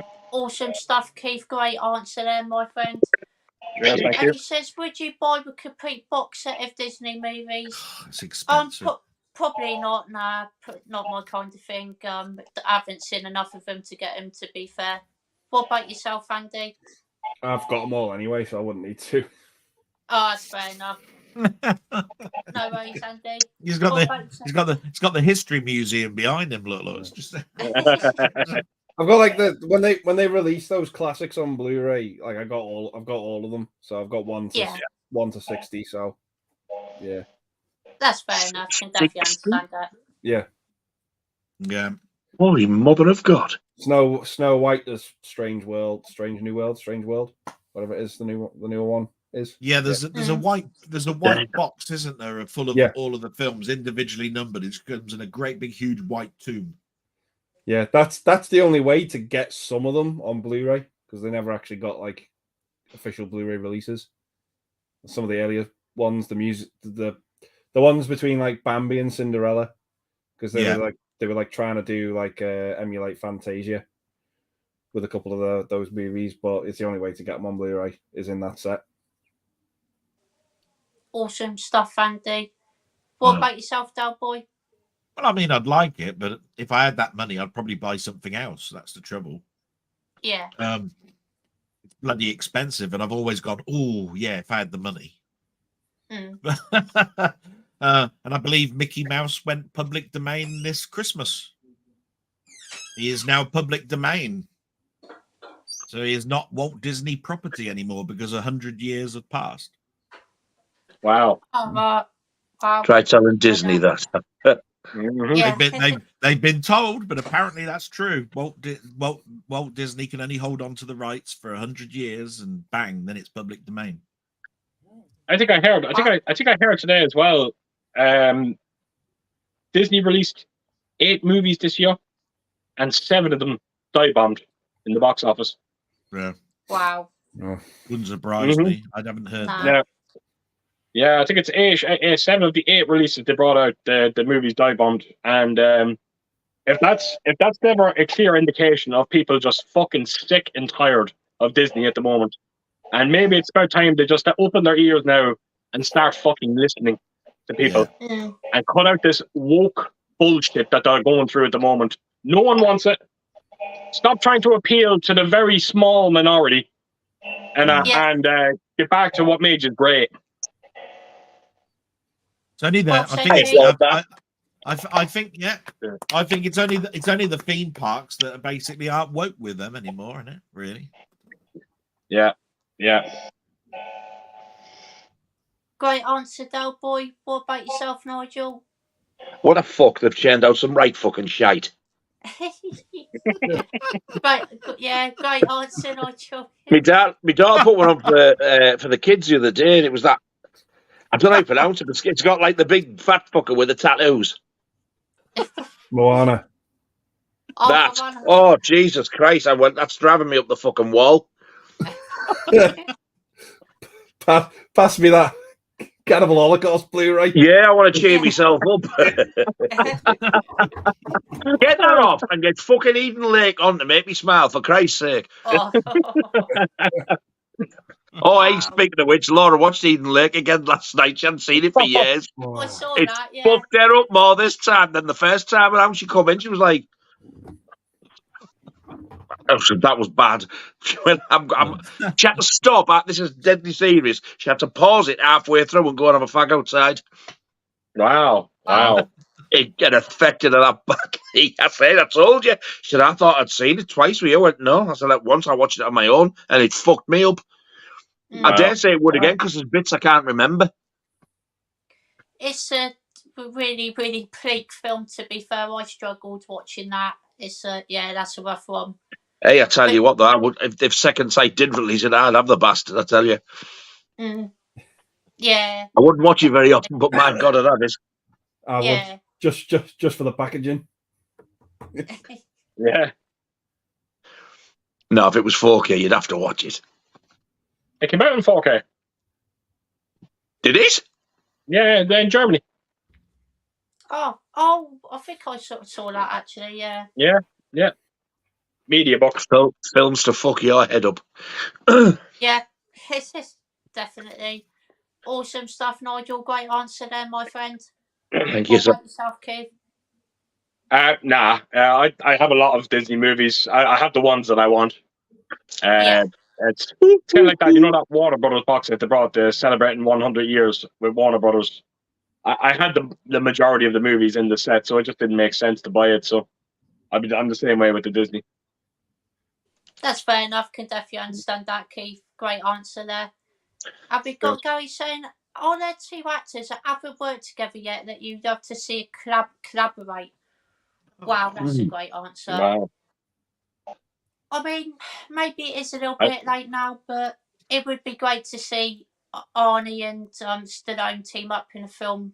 Like, that would be such a great pairing. Oh no, they haven't they? Escape. Yeah. Escape Plan. 3 times.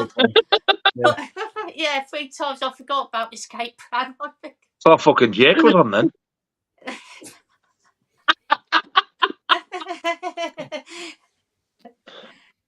Okay, that's that answer Thick out the as window. shit. Yeah, think again. Yeah.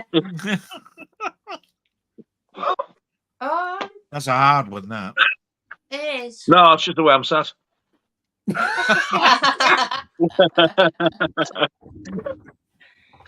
It's all in the material.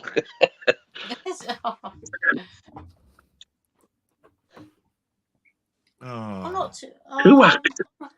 that's a tough one, to be fair. I'll come back to that one. What about yourself, Andy? I'll say this because they were the pair of them were on Graham Norton a few weeks ago. I have to say Arnold Schwarzenegger and Judi Dench. What the fuck? What would they be? What? Pride and Prejudice? Pride and Prejudice. What a fucking combination!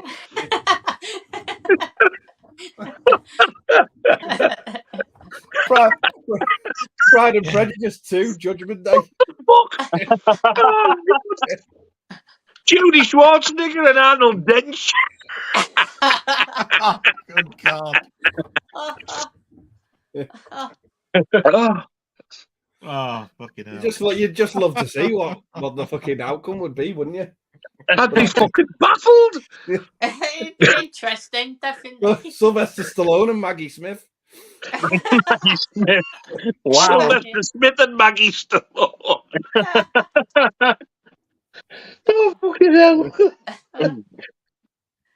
Oh, great answer there, Andy. Really enjoyed that one. What about yourself, Delboy? Yeah, I can't beat any of these. For fuck's sake. I don't know, Jim Broadbent and Maggie Smith in Speed 3, The Search for Teeth or something. Oh. I don't know. Search for teeth. That's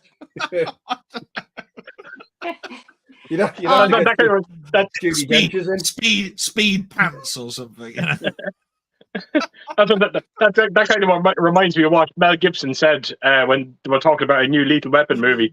You know, to get him and Danny Glover and Joe Pesci back, maybe a lot of them could be fighting off hemorrhoids.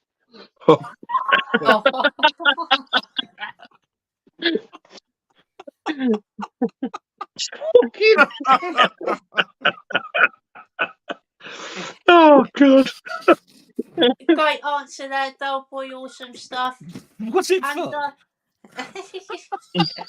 and I think I'm going to go with a slightly interesting one here. But I'm going to go with Eddie Murphy and Tommy Lee Jones. I don't know if that would work, but Why not? yeah, I think it would. What I thought, yeah. Mate, it probably would, to be fair. Maybe a comedy action film. I think that'd go down really well, to be fair. What about yourself, Nigel? Maybe it's a nasty thriller with Mia Goth and Robert De Niro. Nice. Robert Goff and Mia De Niro. I was just thinking what Scott says, like Beverly Hill Fugitive or something. Oh, the cop.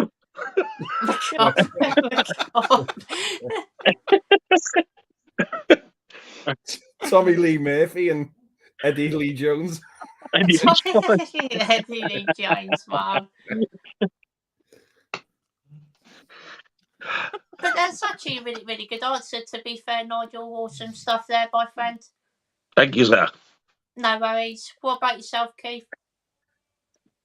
There's no particular reason. They're just two of my favourite actors. They've never worked together. Harrison Ford and Tom Hanks. Oh, yeah. I would just love to see it.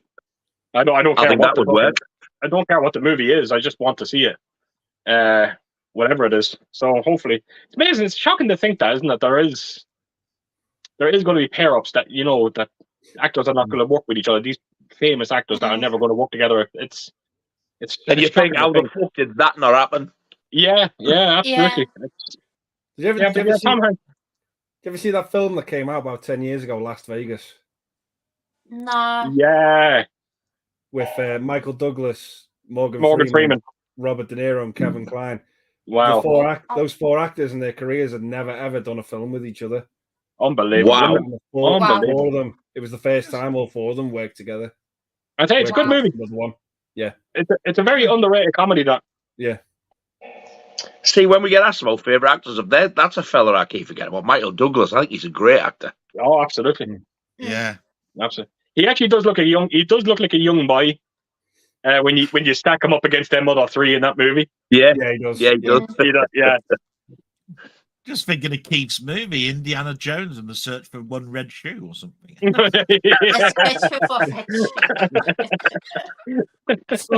Tom Ford and Harrison Hanks. Yeah.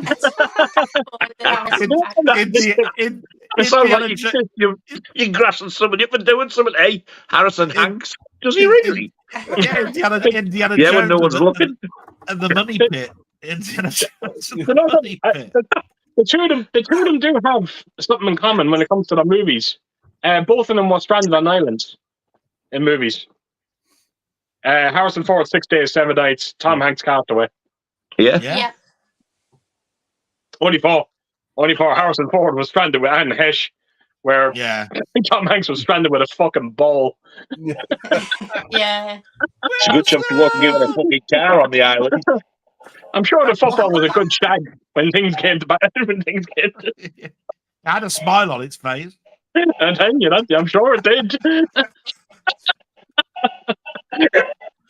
Wilson. Forrest Jones and Indiana Gump. Indiana Gump.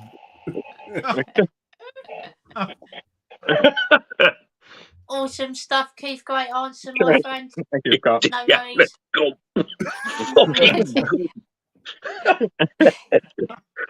We've got Mike saying, what's the last movie you watched where you thought it was a first time watch, but then remembered you had seen it before? Oh, fuck. That's a good question. Oh. I can't think. I'll come back to that one again. What about yourself, Andy? I do have an answer for this, but I can't remember what the film was. Come back to me. No worries, Andy. What about yourself, delboy? Yeah, I'm in the same. That's a hard one. No worries, delboy. What about yourself, Nigel? I haven't got a Scooby-Doo. Nah, it's I tough on can't that. think. No worries, Nigel. What about yourself, Keith? I can't say that it's happened to me, Scott. I don't think it's really happened to me. Nothing pops to mind anyway. No worries, Keith. Yeah. Nah, I can't think. Yours come to mind, Andy? I mean, there's lots of films on. Nah. It's there. It's on the tip of my tongue. I can say it because I remember watching a film I think last year, and I was just thinking, is this the film I saw when I was a kid? And it turned out it was, and I can't remember the title of the film. Anybody who's in it or the storyline? No.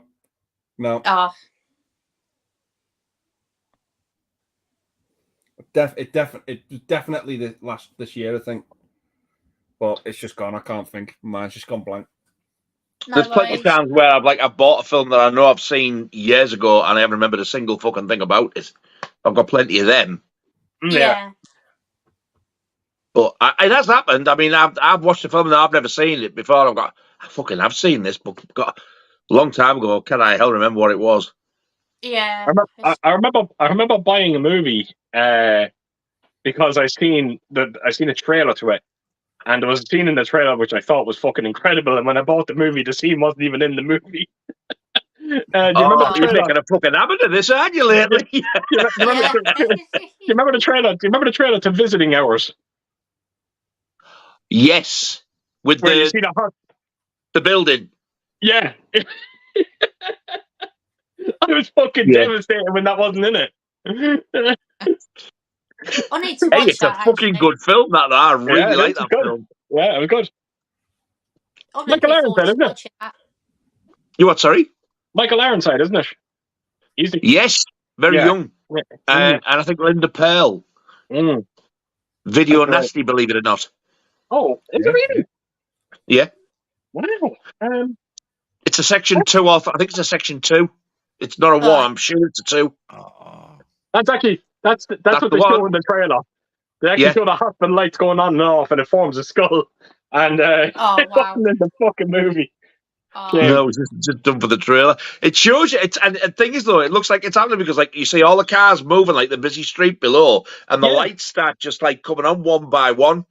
That's and right. it forms that skull. You go, wow, look at that. That's you a find great out, fucking yes, scene. it's only the trailer, you bastards. Yeah, wow. That's a William shame. Shatner as well, Nigel.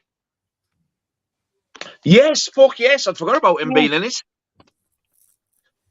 Do you know what I'm sure as well?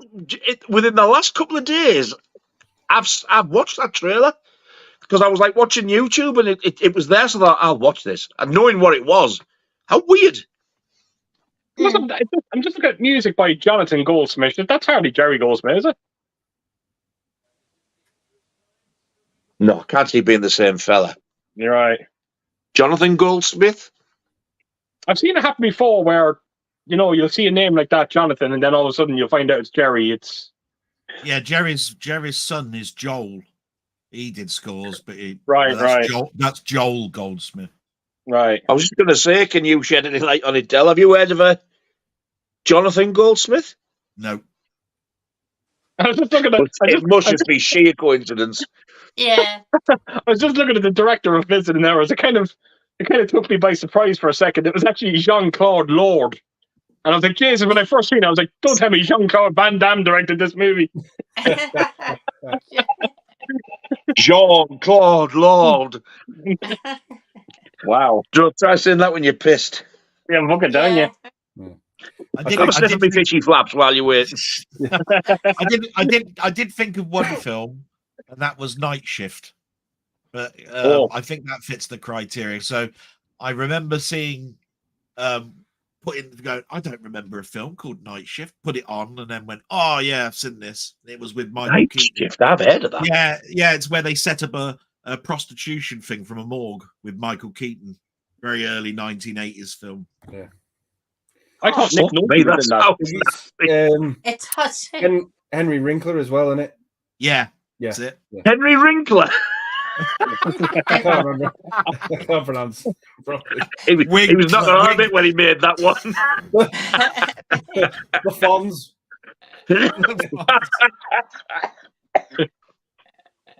But I remember. I think I remembered that film.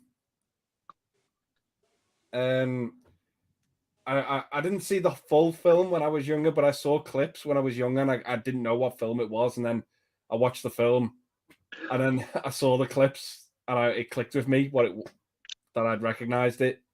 Deep Throat. It's a Kurt Russell film, directed by Robert Zemeckis. Used Cars. Oh wow! Okay. Oh right. Yeah. Never fucking heard of that one. I remember when I was a kid seeing that scene where those strippers are all dancing on the cars, and it's always stuck with me. And then years later, Can't imagine why. I watched the film, and there that scene was, and I was like, "Oh wow!" But, it's that scene. Yeah, that's it.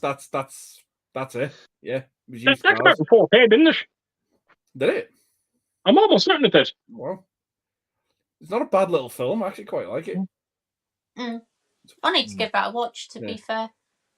Awesome stuff, Andy and Delboy. Great answers there, guys. And we've got a caller saying, as usual, you only tuned in for another Arnie impression from Scott, your best Arnie impression from Total Recall. Oh. I want to go to Mars. You've got a lot of nerves showing your face here, House. There's commas. There are commas here. Look. I want to go to Mars. I know, but he tries to get it out first before he laughs. Yeah. It was less Arnold Schwarzenegger and more Judi Dench, that, Scott.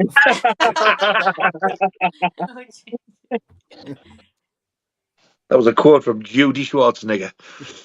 Arnold Dench. Arnold Dench. Wow. And we got David saying, Scott, you always do amazing live streams, and you guys too. You always look forward to your amazing live streams. You always do best. Oh, thank you so much, David. Really David. Thank you very much, sir. Really appreciate it. So much. And we got Slipknot fan saying, question, what gangster biopic would you like to be made next? In the same vein of Craze, Bronson, Chopper, Black Mass, my choice would be a film with Cool, notorious London gangster Mad Frankie Fraser? That's a really good question, to be fair, Slipknot fan. I can't think of any at the moment, but I'm sure one will come to me. What about yourself, Andy? The only one I can think of is, I know it's been attempted a couple of times, but maybe like a decent Al Capone one. Yeah, that would be good. Yeah, definitely. Awesome choice there, Andy. What about yourself, Delboy? Yeah, ever since I've been to Alcatraz, I've been interested in that particular period. But I wouldn't go with Al Capone because I think that's been done quite a few times, in fringe films. John Dillinger was his partner, if I remember rightly. John Dillinger. He had the Dillinger gang. He used to go along with Al Capone. So I'd like probably John Dillinger to get a bit of a spotlight. That's a good answer, Delboy. Awesome stuff there, my friend. All that probation period, that prohibition and 1920s and all of that is interesting to me. Valentine's Massacre and awesome stuff. What about yourself, Nigel? Well, I thought I'd thought of one, and I thought, oh fuck, it's already been done, and I can't think of another one now. I was going to say, the Pat Tate and yeah. but yeah, what do they call him with the funny hair? Tony Tucker. But it's the Rise of the Foot Soldiers already been done. Yeah. What a film that I is. would like to see, I'd like as a second thing. It's true crime, but it's not gangs. I would like to see a decent cinema film made of the Yorkshire Ripper and one of Myra Hindley and Ian Brady as well. Yeah. Oh, yeah, that'd be good. That'd be fucking hard to watch, but yeah. Awesome stuff, Nigel. Great answer, my friend. What Cheers, about mate. yourself, Keith? No worries. No idea. Gangsters is not my thing, so I wouldn't have a That's fair. particularly interesting answer for you. No worries, Keith. All good. Yeah, And, growing up in the hood yourself, you don't really want a bioepic on yourself. I wouldn't want to see a fucking modern day one because they'll all get on my fucking tits, stabbity stab, and what you look at me like that for? Blood, Rob, blood, Rob, brow, Rob. blood, brav. Fucking Egans. Did you ever listen to them fucking selves? Fucking clowns. And what was all this shit? Yeah. Absolute fucking bellend. By the way, if any of you bloods or bros are watching, don't stab me if you see me in the street. You have to get a fucking big knife like to penetrate this cunt. That's not a knife. This is a knife. Have to be that fucker, wouldn't it? If there is any probs looking, just cop the fuck onto yourselves and shut the fuck up. If you want to impress us, go and fucking put yourselves up like people like the gangsters, the real ones who like Goodfellas is like made after. They'd fuck you up. Yeah. It's amazing what you learn. You know all these kiddies that go around and they've got their bloody trousers halfway down their fucking arse. Walking along, playing with their fucking cocks in broad daylight. They put their hand down, have a good fiddle with the nuts, and then they go like, "Hey, look at that up there." When you first go with a probation officer into a prison, they tell you what that actually means. It means you're available for sex in a prison. That's what that means. If they walked in like that, I'd be fucking evil. I wouldn't tell the cunts. I'd let him find out. All of these kids are walking down the street with their bloody pants halfway down. What they're actually saying is, "Fuck me up the arse." Well, that's why they always get caught, because the stupid bastards can't fucking run. Yeah. And hey, how attractive is that to girls? You fucking shell suit bottoms tucked in your grey socks. That gives me a fucking rocky. Yeah. And a big old fucking shit stain all over your fucking white fucking underwear as well. Happy days. You fucking stupid chavvy cunts. Yes. And then they wind the car window down with the one that they just stole. And all you hear is Drum and bass shit, yeah. Oh, tune, man. Tune. CHOON. Yeah. No, wanker, man. Wanker. I got Memphiliptus tunes. That's you know what I mean? Fucking hell. Oh, I don't know. Oh, Yeah, they can all go fuck themselves. Oh, the fucking shite that is. All fuck themselves. And Joe Brace could go fuck itself as well because it's shit. We're getting messages from London all over the country now. We're coming to get your blood, bruv. Yeah. Bro. Bro. In it.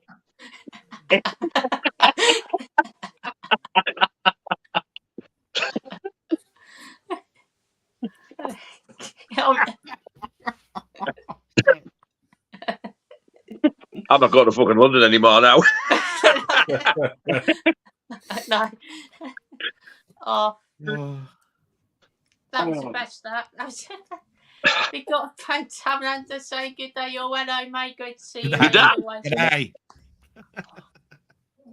Got me Nigel here as well. Hello, mate. Great to Hey, see mate, you. Have you slept in, you fucker? It's been a while, hasn't it? Have we got me Nigel saying, are we all going to be buying a hitcher from Second Sight? Yes, 100%. No, we all think it's shit. it's already. Andy said already. It's already sold out. It's Yeah. fucking sold out, yeah. Yeah, it might as What the well fuck? be. Yeah. What the fuck's the hitcher? Oh wow. If 2 of us get it and 3 of us don't, we'll be fucking cutting up the blood, bro. Yeah. Yeah. We'll all be looking at each other. Give me that fucker. That's mine. Rightly so. One of us in our next pickups video is gonna have a black eye. Yeah. See who lost, yeah. No hit, yeah. Oh, wow. Got David Beach saying, good evening, everybody on YouTube. Hope you have an amazing Christmas. Thank you, David. And Cheers, same David. to you, my friend. Thank you very much, mate. Hope you did. And Prone Down Under saying, soccer, how dare you? He's just, Wow.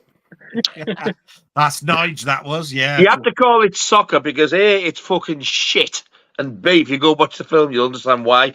While you're on, is fucking Wolf Creek 3 coming out or what? You must know. You know, with it being an Australian film. Who? The guy who Oh, there, oh, right, down yeah. under. I've been waiting for Wolf Creek 3 now for fucking years. And I said, oh, it's coming out. When? Yeah. We got Carlos Yeah, are we saying- gonna have an 8K format by the time? yeah, fucking Probably yeah. fucking 56K. Gonna be in a hologram format. Fucking Andy's hoping.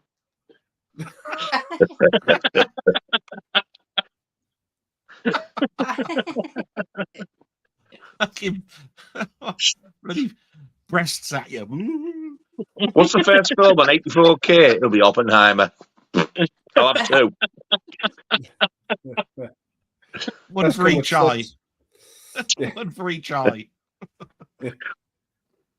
And we've got Carlos saying, with Scott now seeing Saturday Night Fever for first time and liking it, I can see him strutting his stuff on New Year's Eve, hitting the disco moves in his cream suit. Oh, Yeah. please do it, Scott. Get your cream soda out and do it and do a video, please. Jason, my fucking imagination won't even allow me to go there. It's too late.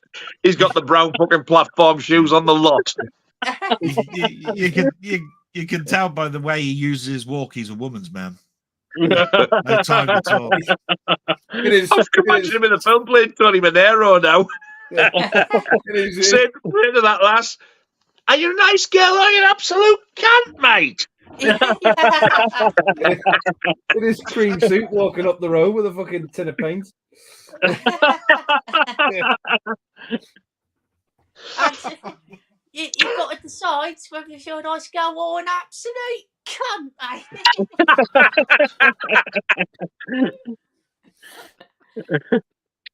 Hey, fucking hell. I must admit, that film was absolute quality. I absolutely loved it. Thought it was fantastic. Scott Monero. Scott Monero. Fucking hell. Tony the movie critic.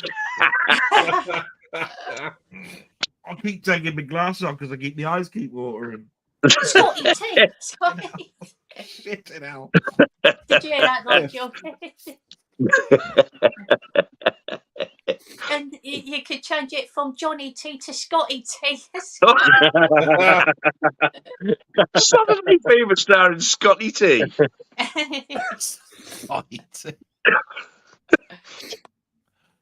And we've got David saying, Nigel, Rockgod 2004 looks amazing.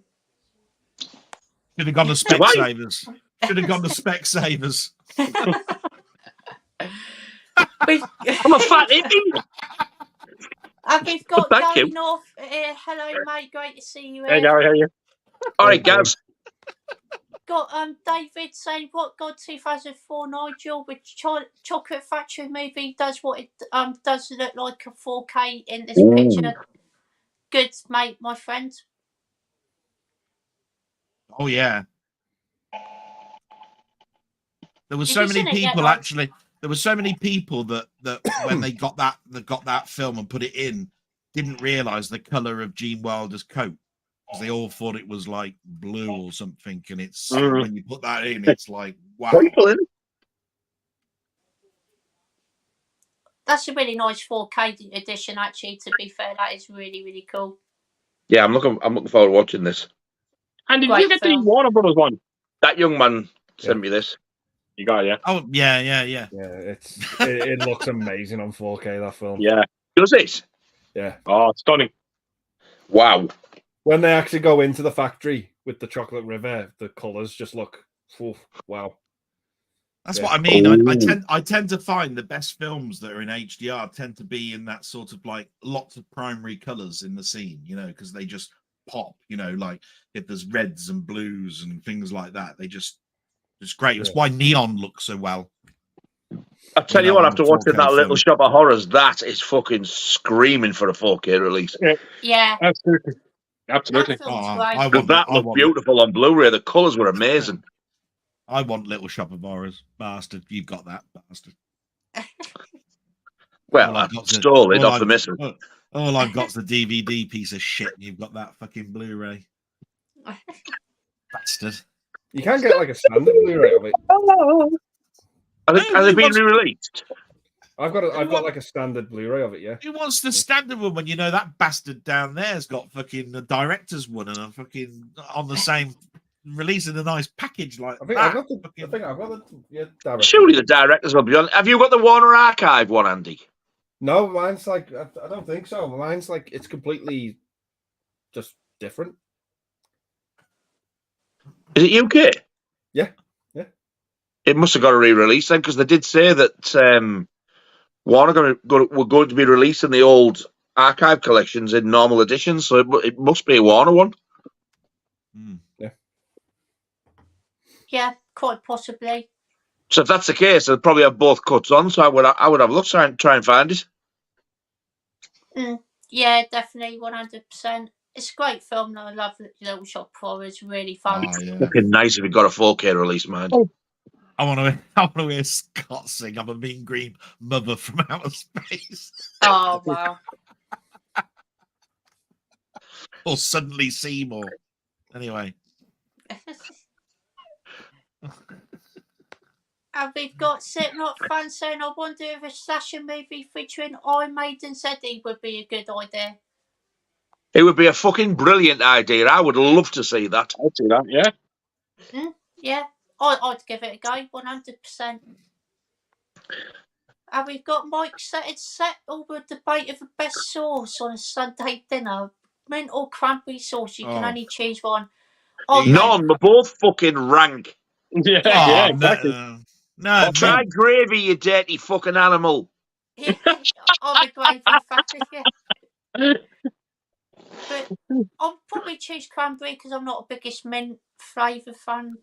But yeah, I don't know. What about yourself, Andy? Neither, because I can't stand roast dinners. Fair enough. No worries. I had forgot about that small little detail. Yeah, you got to have gravy, but mint it would be every time for me. I just like mint on spuds. Lovely. I don't know. It sounds weird to me. It's like I go to a chip, or can I get a bag of chips, please? And can I get some mint dip, please? It just sounds fucking weird. Yeah, but that's fried and it's roasted, you see. I know, but like chewing on a fucking polo mint while fucking biting down on a leg of fucking chicken just sounds fucking weird. The thing is, though, mint sauce, there's actually vinegar in it, so it's like got a horrible tangy. Yeah, It's got a And it small smells like a prostitute's cunt. So I'm That's told. probably why I like it then.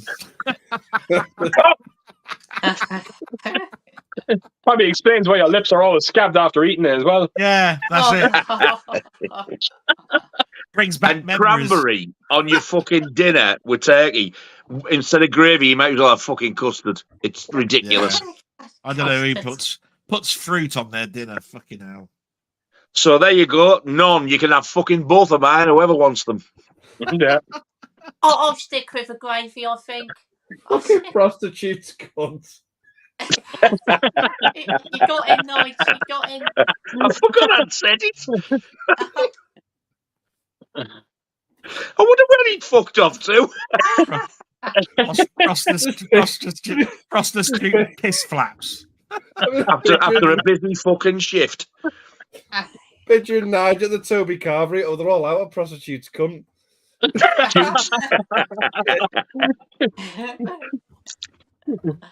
Oh, wow. Do you want the parson's nose? No, I want prostitutes piss flaps, please. Well, I don't want mint sauce. It smells like a fucking thong after a 12-hour workout. Got Gary saying I saw The Last Jedi at the cinema and it killed my love of Star Wars. I haven't watched anything related since then. Fair enough. You've seen the light. In the Church of Nigel. What about yourself, Andy? I 100%, 110% agree with Gary. That movie killed Star Wars for me. I hated it. I tried rewatching it. Hated it even more if that was possible. Yeah. Just, I've heard those two. I just detest that movie. And yeah, that was the biggest sin, that it made me really not care about Star Wars. And I fucking love Star Wars. Yeah. It's a shame, to be fair, because that happened for a lot of people as well. Great answer there, Andy. What about yourself, Delboy? Yeah, I didn't like the last trilogy, the last 3 films, to be quite honest. But I have watched other Star Wars things since that film. I've watched Mandalorian, but it's just I don't care anymore. It's, you know where I used to get excited for something. I just go, oh, another Star Wars product. Oh, okay, like that. Yeah. So it's taken all the excitement and about something away because I just don't care now. That's fair enough. I mean, as you know, I'm a huge Star Wars fan, but I can't for the life of me, for the fans, I can't understand why they don't release this original trilogy the way it originally was released, because that's what it seems what Star Wars fans are screaming out for, and the thick cunts won't listen, they won't do it. It's George Lucas being a tight bastard. It's George Lucas. He just won't. But he'd make money. He would make money out of it. He won't do it. Stubborn bastard. Instead of saying episode fuck or whatever it is, call it Star Wars, The Empire Strikes Back, and Return of the Jedi again, which is what they all were originally, and use the original artwork. For fuck's sake, if they brought them out on 4K, they'd sell out. Yeah. And this is coming from somebody who doesn't give a wet fuck about Star Wars, but to me, it's the sensible thing to do. You're absolutely right. You're right, but you can only see them through a streaming service, like I say, that's like through Disney. That's it. You can watch the original without all the new special effects streamed. That's it. Well, if Disney own them, maybe if they can have words with Mr. fucking Lucas Bellend, maybe they can sort of get it sorted out for us.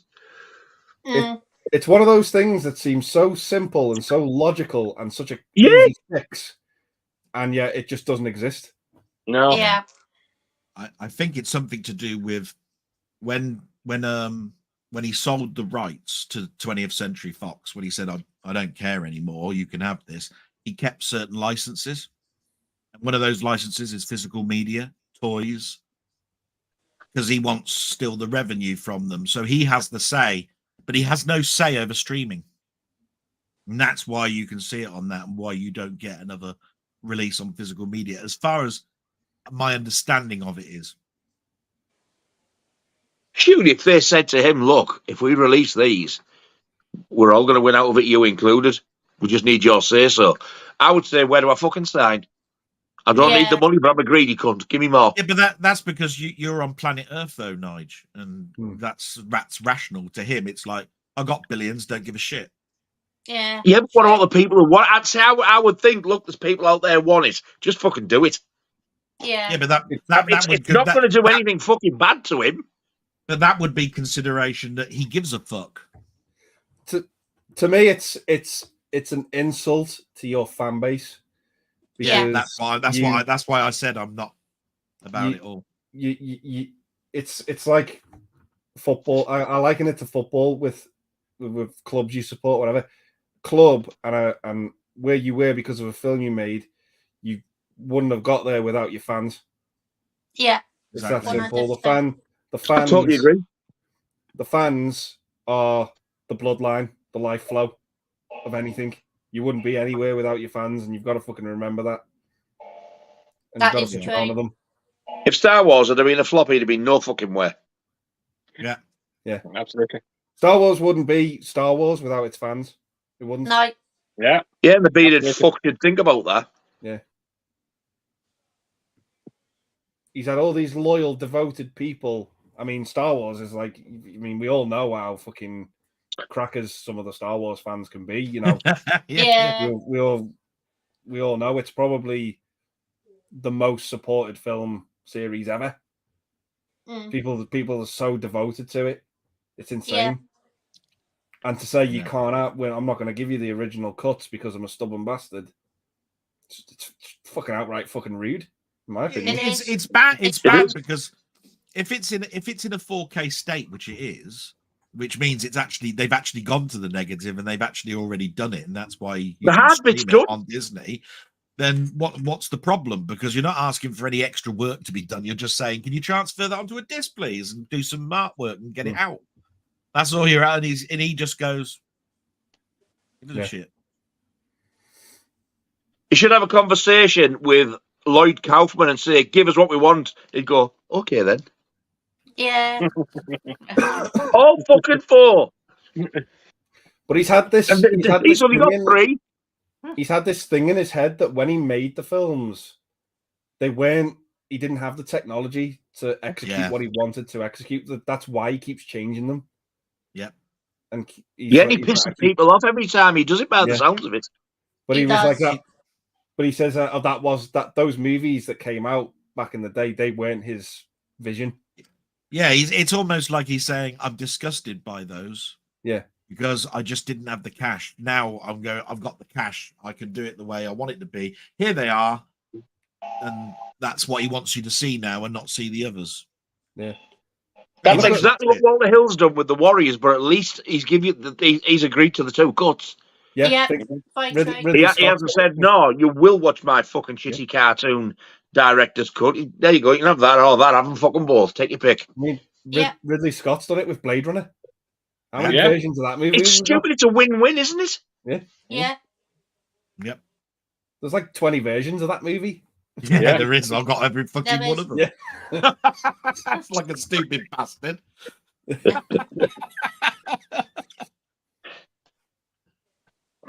But yeah, they definitely need to do that. To be fair, he's a human stupidity.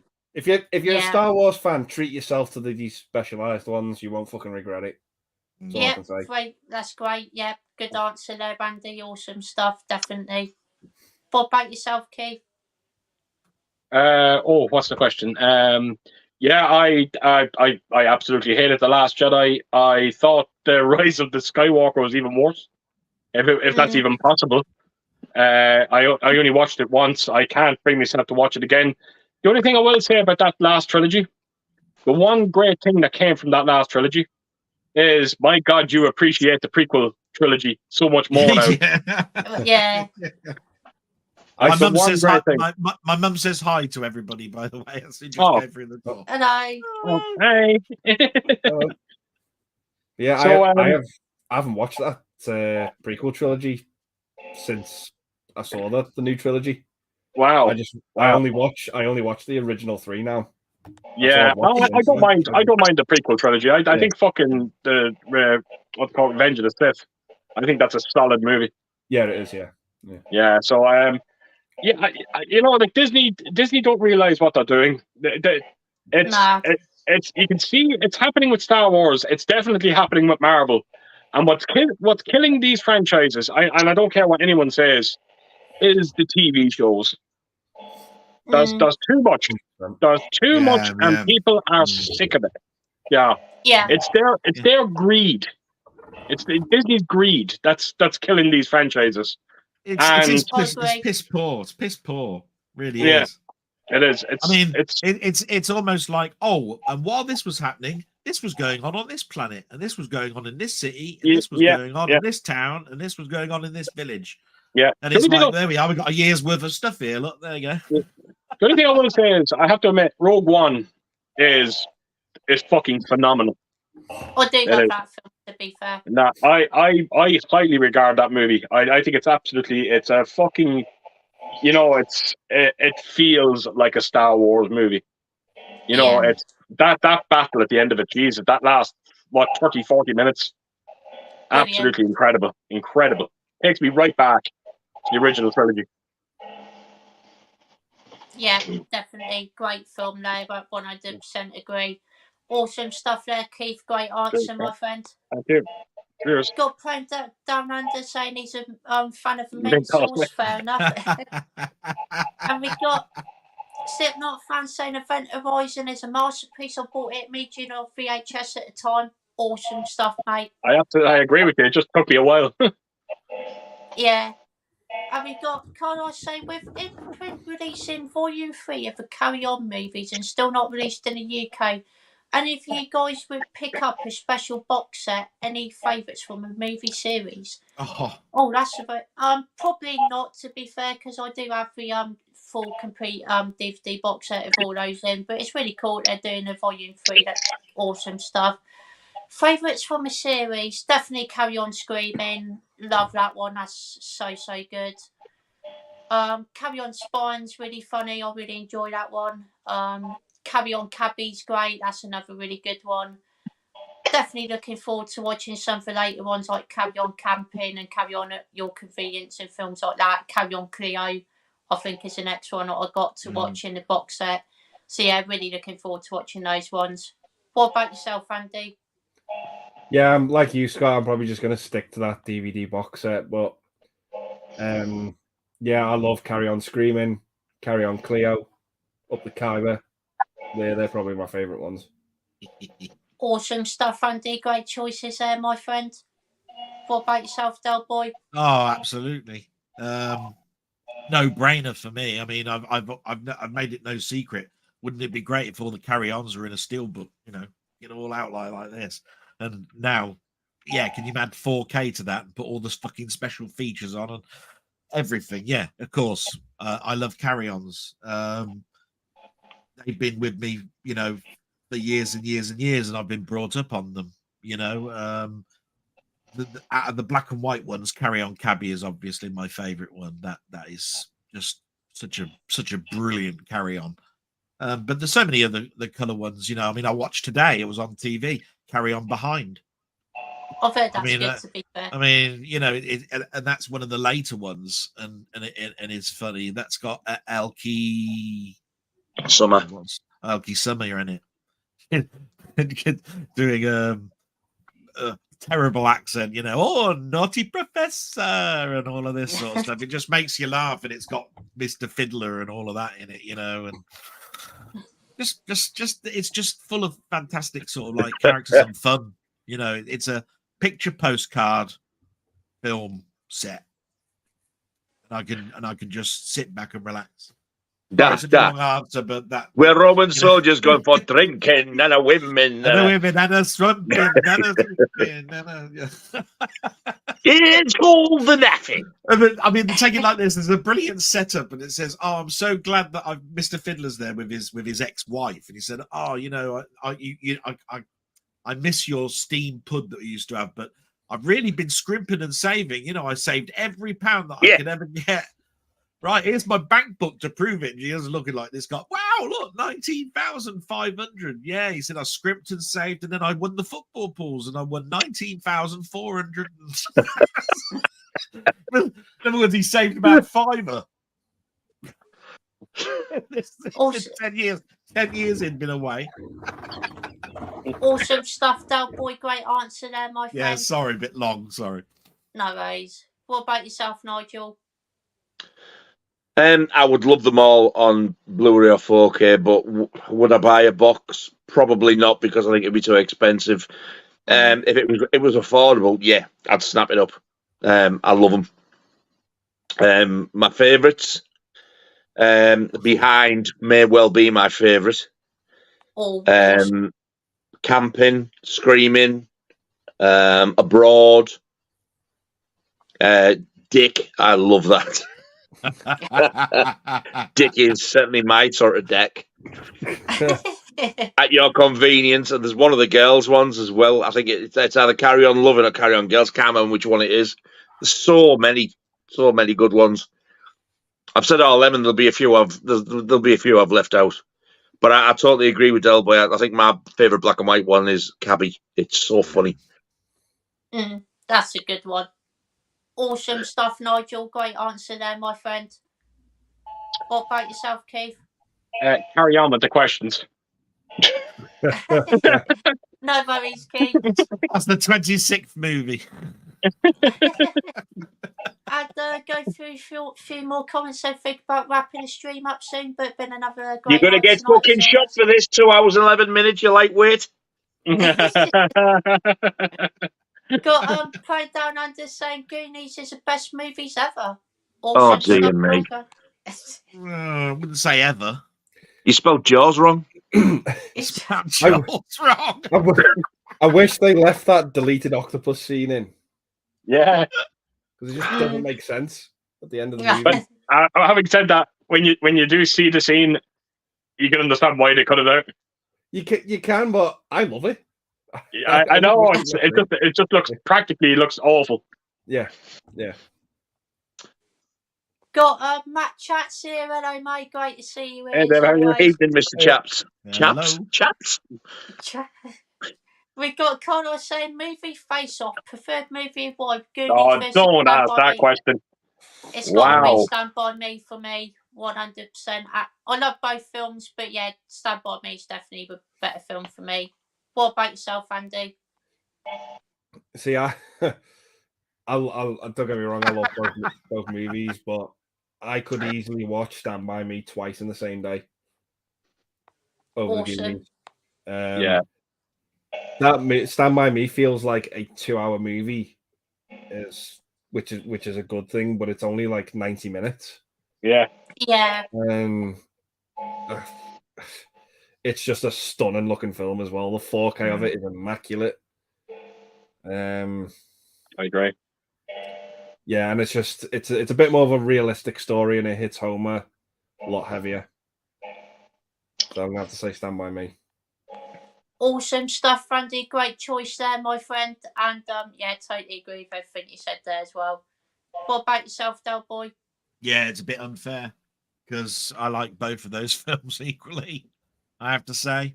It would all depend on my mood, because Stand By Me is sort of like a nostalgia overload, quintessential, definitive film. Do you see what I mean? Goonies has got a bit of humor in it. Even though there's humor in sort of Stand By Me, what I'm saying is Goonies has got a lot more of that in it. So if you want something to make you laugh a lot more, you'd go, oh, well, I'm going to put the Goonies on. You know what I mean? Between the two. I'd have trouble. I think I'd probably go with the standout, which will probably be Stand By Me. Be quite honest, when it comes to, quality, I'd go with Stand By Me. Awesome stuff, Delboy. Great answer there, my friend. What about yourself, Nigel? Stand By Me. Go. Why? Because I absolutely love the film, and I fucking love the Goonies. That's like asking me which is better, Jaws or The Matrix. It's exactly the same. Awesome stuff, Nigel. Great answer there, Matrix my is friend. brilliant, isn't it, Nigel? Yeah, if you're deaf blind.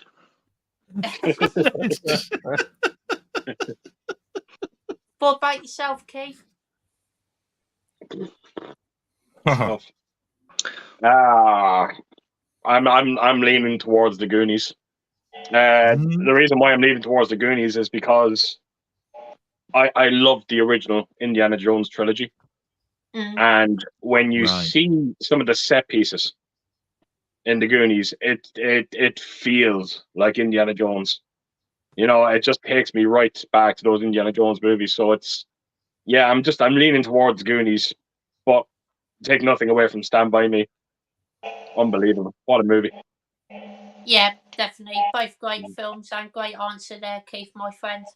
Yes. But Matt Chat saying, had a rewatch of Pianist on 4K. What an amazing film.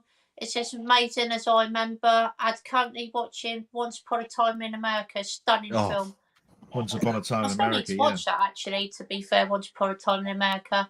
Sin a Pianist, I thought it was okay. Thought it was a bit slow in places, to be fair, but it's a well-made film for sure.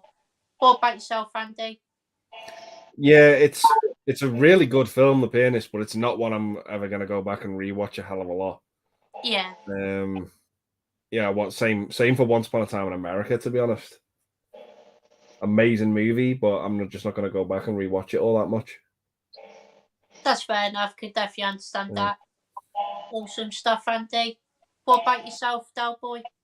Yeah, great answer from Andy. But The Pianist is one of those sort of like films it's like a great drama, and like you say, you just don't going to watch it an awful lot. But I disagree a little bit with Once Upon a Time in America. That is a stunning film. I will watch it more than I will watch The Pianist.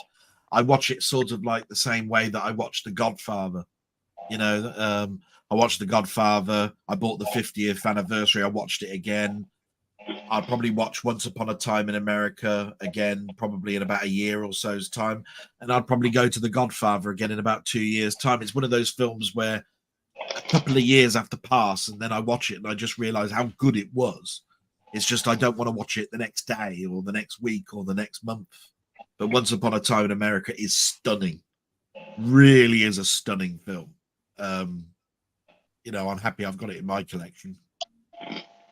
Awesome stuff, Delboy. Glad you enjoy it, my friend. What about yourself, Nigel? I've not seen either. No worries, Nigel. All good. Just having a nibble of me twiglets. What about yourself, Keith? Do you want some of my nuts? Me. There's an offer I can't refuse. There's one you can cut in and put into all your videos. Want some of my nuts? Yeah, I agree with what Andy said. The Pianist it's actually a masterful movie, but it's the subject matter that gets me. I just find it hard to watch. Much like Finder's List, it's a masterpiece. I love it, but my God, I need to put years in between viewing.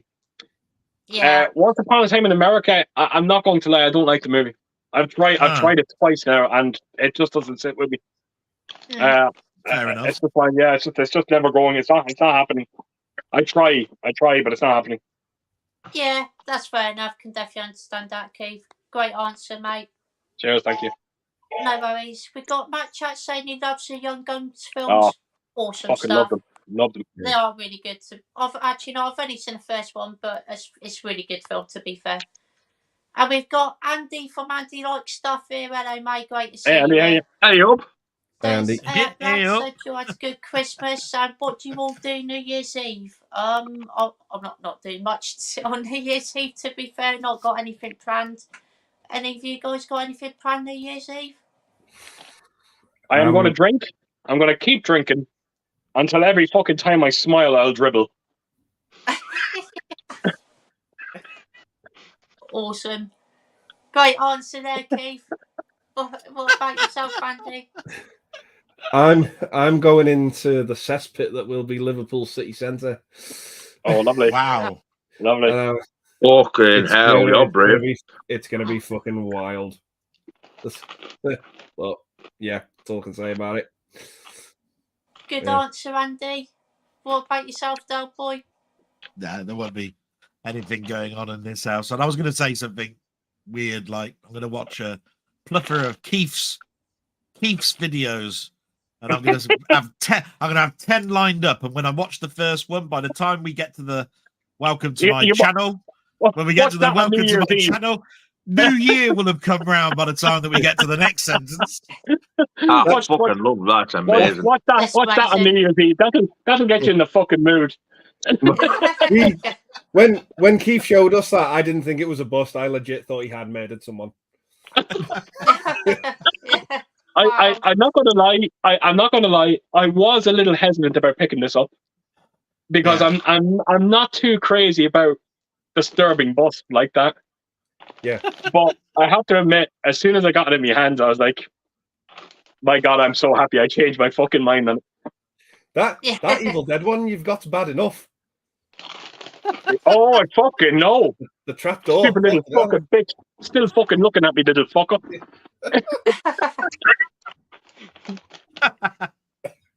Great answer there, Delboy. What about yourself, Nigel? I just drink, nibble, and watch films. Yep. Sounds awesome. And I'll be watching films as well, no doubt. That's all I ever do every year now. Yeah. Awesome stuff. And we've got Michael Myers here. Hello, mate. Great to see you here. Would anyone want Carry On Columbus, though? It's total shite. I have heard it's really bad, to be fair, that one, Carry On Columbus. And Nigel would agree with that, wouldn't you, Nigel? Yeah. And so is fucking Emmanuel. That's atrocious. Yeah. I've heard that's a bad one. As a completist, if you want a box set, they'd have to be there. Yeah, true. That's exactly the answer, isn't it?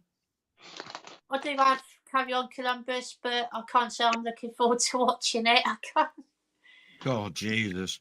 Honestly, the more I think about it, the more I think that actually Emmanuel's worse. Mm. You think so? It's fucking terrible. Mm. Maybe it's because I fancy Suzanne Dan. I just think that way. I fancy Rick Mail, but it doesn't make it a good film. Yeah, it might make you like it more. Oh, look. Time for cock. Time cock. Time for cock. Wow. And making this final comment for night, he said, Carlos saying Gremlins 3 is a possibility, and there's talk that just opens back to the original concept horror comedy rather than a cartoon humour and the look of the Gremlins. Oh, that'd be interesting, to be fair. I did hear something about this, but I still need to see the second one, actually, to be fair. But I do really like the first one. I think the first one's great. What about yourself, Andy? I'm all for it, but it's got to be done practically. Yeah. Yeah, 100% agree. Zero fucking CGI for me. Mm. I don't know, there is one or two scenes in part 2 where it's CGI and it looks fucking awful. You remember the scene where he's doing the dance at the start of it? He's dancing with the two twins. Yeah. There's one scene there where he tries to run away and the CGI is fucking terrible on it. Oof. The CGI scene that I remember is when it turns into a bat and flies out the window and then lands on the building. Kind of reminds you that kind of. That I remember. Yeah, it's kind of like that stop motion, kind of like Sinbad. Yeah. Awesome stuff, Andy. Great answer, my friend. What about yourself, Delboy? Yeah, I'm all for one if it's done well, and it would have to be practical as well. I wouldn't go for anything CGI with this CGI. Oh, we've all debated it, so I won't go into it. But yeah, if it was done in the right frame, in the right mode, and practical effects, I'm all for it. As long as the story's there and there's a need, you know what I mean? Yeah. Awesome stuff, Delboy. Great answer there, my friend. What about yourself, Nigel? I personally don't think it's a good idea. Fucking 30 odd years later, but because they're doing it, I will want to see it. Yeah. Awesome stuff, Nigel. Great answer. And Keith, what about yourself? I'm amazed it hasn't happened already. To be honest, I don't know why it hasn't happened. I am absolutely 100% up for it, but it has to be done right. Yeah. Things have to happen. Things that are going to happen that I know won't happen. Like, for instance, I want to see Joe Dante directing it. That definitely won't happen. No. I want Spielberg back in his producing chair as well. That probably won't happen either. And what's it called? Who does the music? What's his name? John Williams. Jerry Goldsmith. Jerry Goldsmith.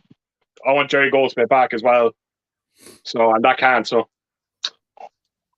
Yeah. I don't know. I want the cast back as well. That's not going to happen. Yeah. No. Yeah, it's where would you go with the story, isn't it? Because they always had the, obviously the son, didn't they? Who got the original Gremlin and is the girlfriend who recites the story about her dad dying in a chimney. They moved to New York and they're in it. But you imagine it, 20 or 30 years on, they're now in their 50s, 60s. Where the fuck are you going to go with that story? And by the way, am I the only one who thinks it's such a stupid? When you look at the original Gremlins, and there's all the Gremlins walking around in snow. Now, isn't that not technically water? Yeah. Yeah. Yeah. Yeah, but it's frozen water. But that's the thing. But if you step out off it, your feet are going to be wet. I'll give them that. Yeah, but then they instantly dry themselves. There you go. You get the blow dryers out.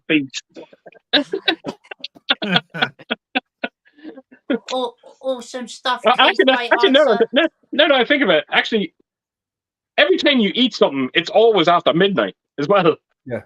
Yeah. Yeah. Somewhere in the world, yeah. Wow. And after midnight, when are you allowed to eat again? Because they don't give a specific time when it's safe to feed the fuckers. That's true, yeah. Some of them rules need to be changed. That's what I'm saying. Can a gremlin not turn around right, like in the movie, like Stripe at the end of it, where he's in trouble? Can he not just like spit on himself and then? I love the way in that movie when the water does actually fall on Gizmo. What's that? I love the way in that movie when the water falls on. It does actually fall on Gizmo, and he there's about 5 or 6 of them.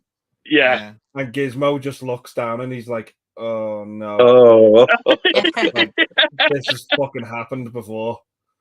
Like it's you just there you go, Andy. Look in his face. There you go. Like, oh. Andy just summed it up there. Where can they go with the Gremlins? There you go. Give us that story. Yeah. Like Andy said, Gizmo's obviously seen it before. Yeah. Show us that. Yep. Like a Gizmo origin story or something where they came from. Do something like that. Yeah. Like a prequel, if you will. Yar. Indeed. My learned friend. Yeah. But Gizmo, Gremlins 2, it does everything a sequel should do, in my opinion. Everything's bigger, everything's crazier. It's not the same movie either. It feels different. It does. I think it feels a lot different. All the hybrid stuff and all cross creatures and all that is just even that's creative. That big fucking spider terrified me as a kid. Absolutely. Yeah. I think as far as I remember, I think the studios at the time just threw a budget at Joe Dante and just told him, "Look, go fucking nuts, go mad in Trump Towers." Yeah. Did you hear that about Donald Trump? Oh, you absolute bastard! No. He turned around. Did you see what he said about Home Alone 2? No.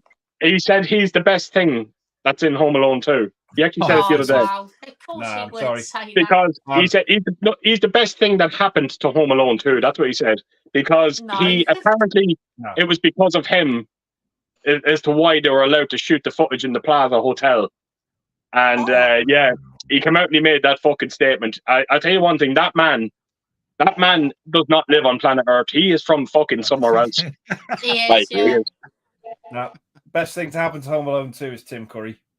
Yes. 100%. I love the movie. I fucking love it. I'm watching part 1 and 2 tomorrow back to back. First time I've ever done it. I'm going to be doing it tomorrow night. It's great watching them back to back. Yeah, can't wait. That should be a fantastic experience. I used to do that as well, watching both back to back. Never done it. Never done it in my life. This is going to be the first. Awesome. Not watching Yeah. Home Alone 3 and 4 either. No. they're staying in the fucking painting. That's where they belong. Yeah. 100%. Awesome stuff, Keith. Great answer there, my friend. Sure, Scott. And that will be the last comment of tonight's stream, everyone. Again, thank you all so much for your amazing comments. Really do appreciate it. Again, apologies for some of the comments that I didn't get to, like always, but thank you all so much for contributing. I really do appreciate it. It means a lot. And of course, thank you to all my amazing guests for joining me tonight. I really do appreciate you all joining me. It means Thanks a lot. again, Scott. Cheers, Scott. Thank you so much, Scott. Thank you. No worries, guys. And we've got a couple of nice messages from people saying, I don't Discord it here, hello, mate. Great to see you here. Saying, hi, guys, great stream as ever. I'd like to wish everyone Happy New Year when it comes. All best for 2024. Cheers, man. I appreciate that. Thank you. Same to you, mate. Thank you. Yeah. And we've got Gary St. John saying, guys, as usual, you've all had me belly laughing. Thanks so much. Just what I needed. And have a great new year. And let's hope 2024 will be a good year. I will watch the rest on catch up. Good night, all. Thank you so much, Gary. Cheers, Gary. Take it easy, man. Good night, mate. Really do appreciate that. And yeah, that would be it for this live stream, everyone. Again, everyone's links in the description box down below. Give all these guys a sub because they all have fantastic channels. Thanks, Scott. Thank you very much, mate. Thank you so you. much. Guys. I've just thought this is the last shite of the year, isn't it? Yes. Yeah. And Happy New Year to everybody. Yes, Happy New Year, everyone. Hope you all have a great time and don't spew up on yourself. Well, in all fairness, that's part of the experience, Nigel. If you don't puke on yourself, then you didn't have a good enough time. I refuse to believe that you fucking part with it. You fucking stand there and get your balance and get more down, you fucker. The last shite of the year. 1, 2, 3. Shite! Yes!